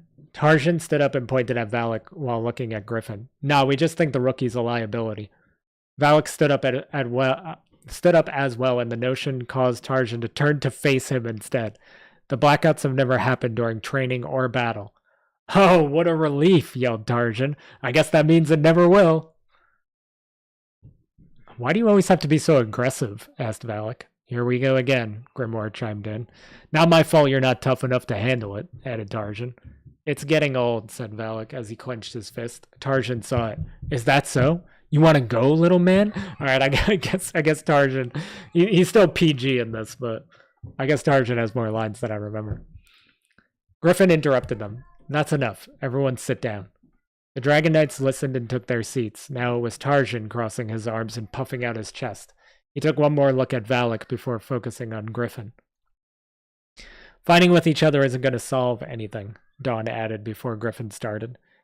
Dawn is right, he agreed, though I appreciate the concern and the idea of wanting to solve issues on your own. As captain of this group, I will have final say on who goes into battle on that day and who does not. Valak will be coming with us no matter what. I still say it's a bad idea, said Tarjan.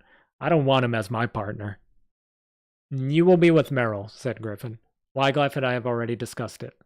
Tarjan went to speak, but Merrill answered first. Don't you worry, Captain. Tarjan and I got this. Her excitement made him slightly annoyed, but Merrill was one of the only Dragon Knights Tarjan was nice to, so he let it go. I guess now it's as good of a time as any to discuss the other pairings, suggested Gerard. It might make training easier in the time leading up to the battle. Indeed, Griffin nodded. Grimoire and Iria will be together. Grimoire gazed over at Iria, but she paid him no mind. The idea of it just being him and Iria surrounded by a bunch of dragonkin put a shiver down his spine, but he's not sure which he was more afraid of, Iria or the dragons. Griffin continued. Faris and Gerard. Gerard, the former general of the Boal Empire, simply nodded. Faris, however, was shockingly quiet throughout this whole meeting. Typically, he was the most chatty and could not contain himself any longer. Consider those overgrown lizards dead, Captain. Just try to keep up, General. Faris said with a grin. He says something similar to that in the first book. He's like, consider that lizard dead when he sends him for Drake Hate Stitch, I think. The pub is a classic setting. I think you just overuse it a lot. But it's your story, so you write anything you want. Pubs are fun. Pubs are fun, but I do use them a little too much, even in fantasy distractions. I can't help it. Consider those overgrown lizards dead, Captain. Just try to keep up, General, Faris said with a grin. Yeah, replied Gerard, and a few of the other Dragon Knights laughed. Wyglaff, you will be with Dawn, but the two of you will mostly be there to try to keep Brachus Thunderbone busy. Graffin's words brought a look of distress on the Dragon Knights. Brachus was widely known throughout Chroma as the largest, most cruel, and by far the strongest of the Dragonkin in physical combat. That's ripped straight from the book also, I think. I tried to just take like some lines out of there. Just in case anybody actually read the book after the fact, they would be like, oh, that's consistent with this.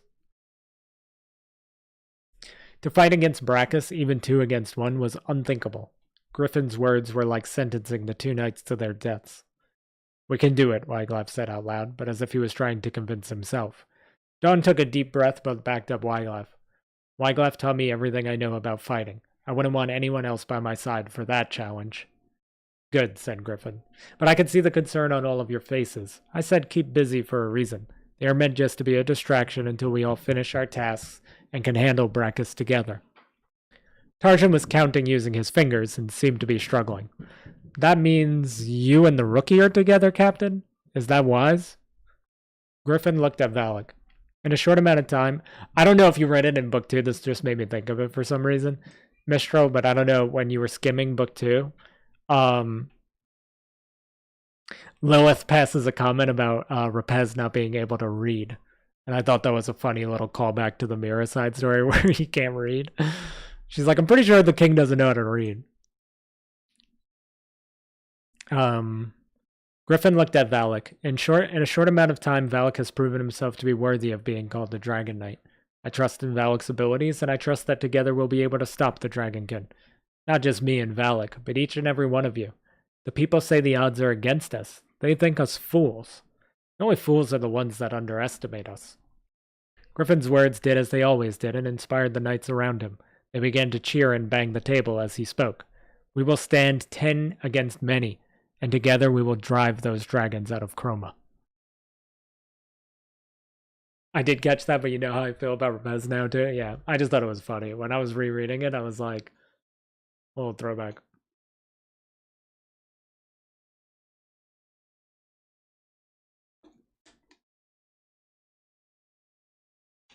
You were reading everything with Rapez? Yeah, I know. I'm sorry.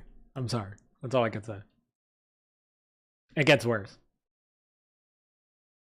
If I ever get to fully write the Mira side stories, I think your opinion of him is gonna get worse.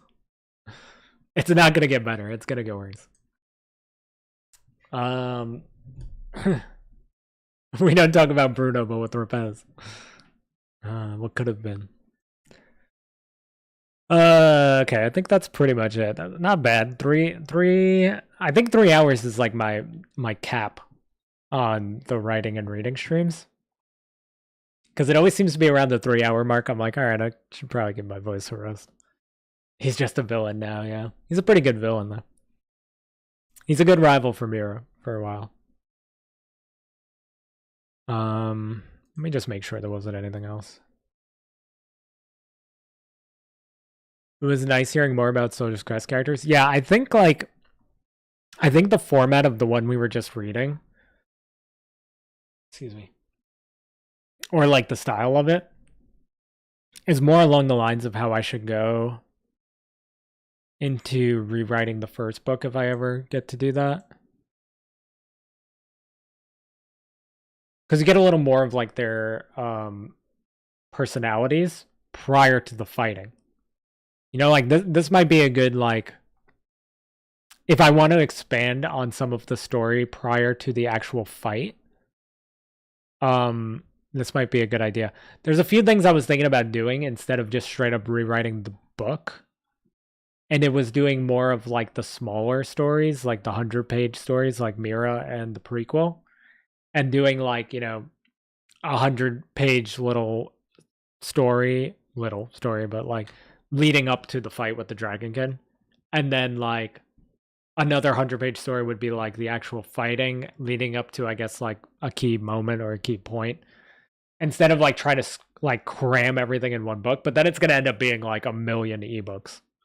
If I like cram everything I wanted to, not cram, but if I stretch out everything I wanted to do in the books into like ebooks that are like Mira length, it's going to end up being like, instead of being 10 or 11 full books, it's going to end up being like 30 like Mira sized side stories. I don't know. I was also thinking about doing like separating Valak and Marcus's storylines, at least like their first book storylines. But then they kind of like overlap more in book 2. I don't know. I've been like toying around with some ideas with it. That's what editing's for. Keep what you want and trim what's unnecessary. Yeah, but like I can cut out a lot, but I need to like rewrite a lot of it too. If that makes sense. And then maybe add some stuff as well. So it's like I just need to like take some time and really like look it over and figure out exactly how I want to do it. I'll probably still keep it like a full-length book, but it'll be tricky. It'll be tricky. I just have to like, I don't know. That's a problem for future me, and not a problem for I'm just waiting for Final Fantasy VII Rebirth me. So maybe I'll tackle that sometime in April. I'll start thinking about it. There's so much stuff I'm just pushing off till April. April's gonna be crazy for me. I need to somehow finish Rebirth to the point where I'm satisfied by April. And the other thing is I'm still really enjoying Grand Blue Fantasy. I've still been playing it a lot off stream. I got to the point where I could like farm Terminus weapons, which are like their ultimate weapons. And so I've done the final fight. The final fight is the only spot you could get the weapons in. And I keep hearing like these nightmare stories of people's like drop rate getting the weapons. So I cleared it like once. I'm actually playing Catalina for that fight. I'm playing Catalina with Percival and the 2 ranged characters, and I'm just playing super like defensive and letting them carry the fight, and it's been working pretty well for me. But so I cleared it like once or twice. I didn't get a drop. I saw people saying they went like 0 and like 20. So I cleared it 2 times, didn't get a drop. On my 3rd fight, I got the weapon for one of the little people that I had 0 interest in playing. So that was whack. And then the very next fight, I got another drop, and it was the hand-to-hand guy that I had. Even though normally I like hand-to-hand like fighters in games, I have like no interest in leveling the guy in Grand Blue Fantasy that fights with his hands. So that was another weapon that I didn't actually want. Because it's random who you get. So I was bummed about that. Then I didn't get another drop until my 15th fight. So no drop on 1, no drop on 2. Back-to-back drops 3 and 4. And then 11 fights later, I got a drop, but it was Percival, so I'm satisfied at the moment. I got to go back and get the other weapons that I need, but I'm just leveling Percival's weapon now because that's my homie. Other than Akatsu, Percival is my homie.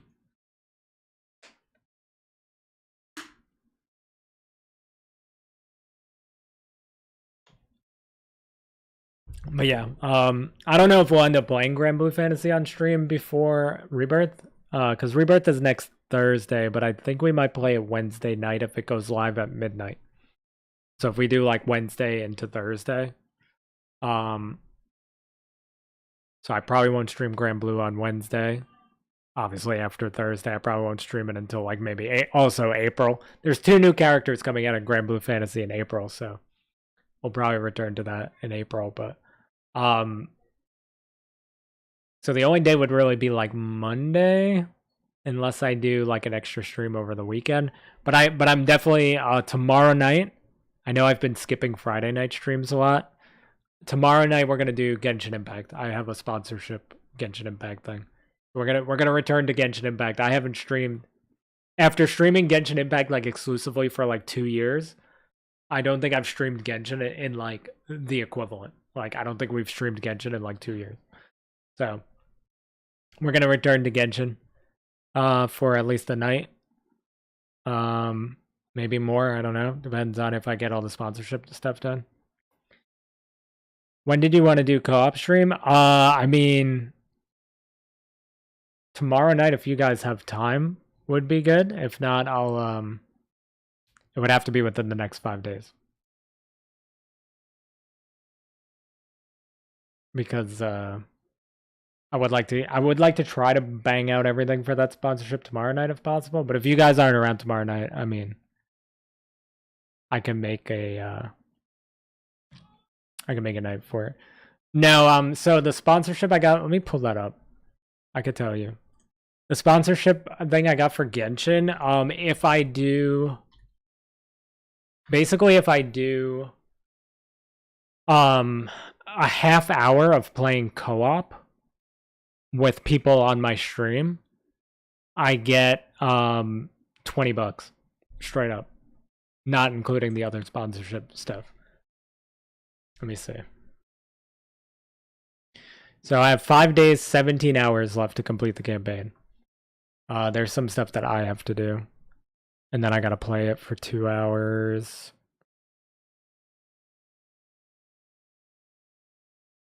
Okay, so I get $5 for every new player created up to $250. So if you and Akatsu are playing it for the first time, that's already $10.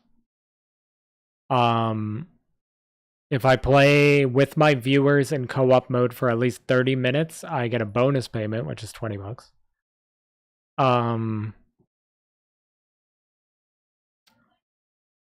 I get $8 for every adventure rank 6 reached, up to $400. And I get $14 for every license to glide quest completed, up to $700. So, I mean, if I had a bigger, can you imagine like the big streamers who just take on a bunch of these sponsorships? Like, can you imagine the money that they must be making? Like on top of that, like the really big streamers, I heard some of them make like money per hour based on their viewership. So like, let's say I had 10,000 viewers, right? And I get one of these big stream like sponsorships, right? I would be making $10,000 an hour. You know how insane that is? To play video games. Something I would be doing anyway. I'm living wrong. That's all I know. I'm living wrong. We jamming Genshin this weekend to get those? Alright, I appreciate that. I appreciate that, Kitty. I'll help in any way that I can. I mean, my account is it like current people playing Genshin will look at my account and be like, this guy's account is mad old and trash, probably. But I mean, like, when it comes to Genshin Impact, you don't really need like all the new stuff. They don't power creep as much, I don't think. So like, my account is probably still good enough to get everything done. You're not allowed to say anything negative about that game, not even complaining about the lolly character. It's fine. I don't use any lolly characters, so except Diona, who's a little cat girl.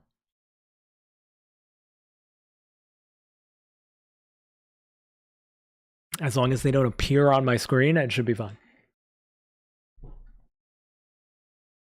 Dude, you know how many people... I put up a clip of me complaining about one of the lolly character... Getting a lolly character in Honkai Star Rail. And, dude, the comments...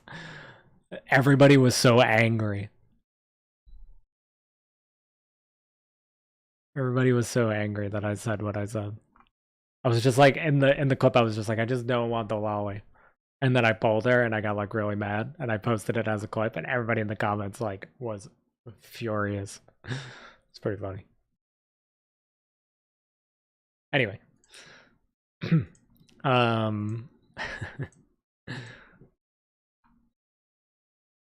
There's so much drama in the Genshin community right now. We should be able to avoid all that because only you guys watch my stream and no actual Genshin Impact people watch my stream. So it should be fine. But the Genshin event, like look up some of the drama that's happening in the Genshin community right now. It's insane. Everybody is insane in that community.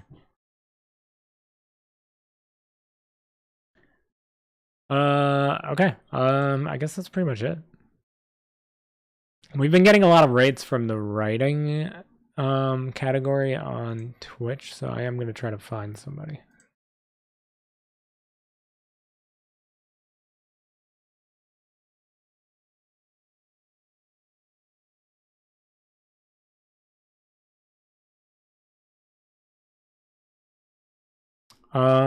There's some people I haven't seen before in the category, but Oracle of Dusk is live, and they hosted us last night. So let's return the favor. Yeah, thank you guys so much for hanging out. I appreciate it, as always. Thank you for listening to my ramblings, my stories. I did play Genshin for an expanded period of time, but I fully moved on from it. I know I could easily get like really into it again. So I know I could like very easily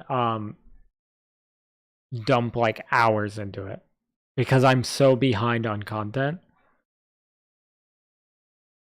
But it's like I just don't want to play gacha games anymore. Like I'm so over gacha games. Especially because I don't have I don't really have a lot of income right now. So it's like too tempting. Like even the Final Fantasy one that we were playing, I log in sometimes to get like the freebies, but like I don't even want to play it because I know I'm going to be tempted by it, you know? So that I think I'm just over gacha games more than I'm over like Genshin. I still consider like Genshin really fun, and I honestly would probably put it in like top 5 games. I like top 5 games. Yo, what's up, Goya? Speaking of Genshin Impact, His name is John C. Thank you for the bits. Goya still plays Genshin. We're raiding out Goya. That Genshin Impact one is, I mean, that John Cena alert is still very loud. Goya still plays Genshin. I'm gonna be doing a Genshin stream tomorrow night, Goya, if you're around. I got a little sponsorship thingy for it. But we're about to raid out, man. I'm sorry. If I knew you were coming, I would have delayed the raid. But thank you guys for hanging out. Have a good night, everyone. Goodbye. Goodbye.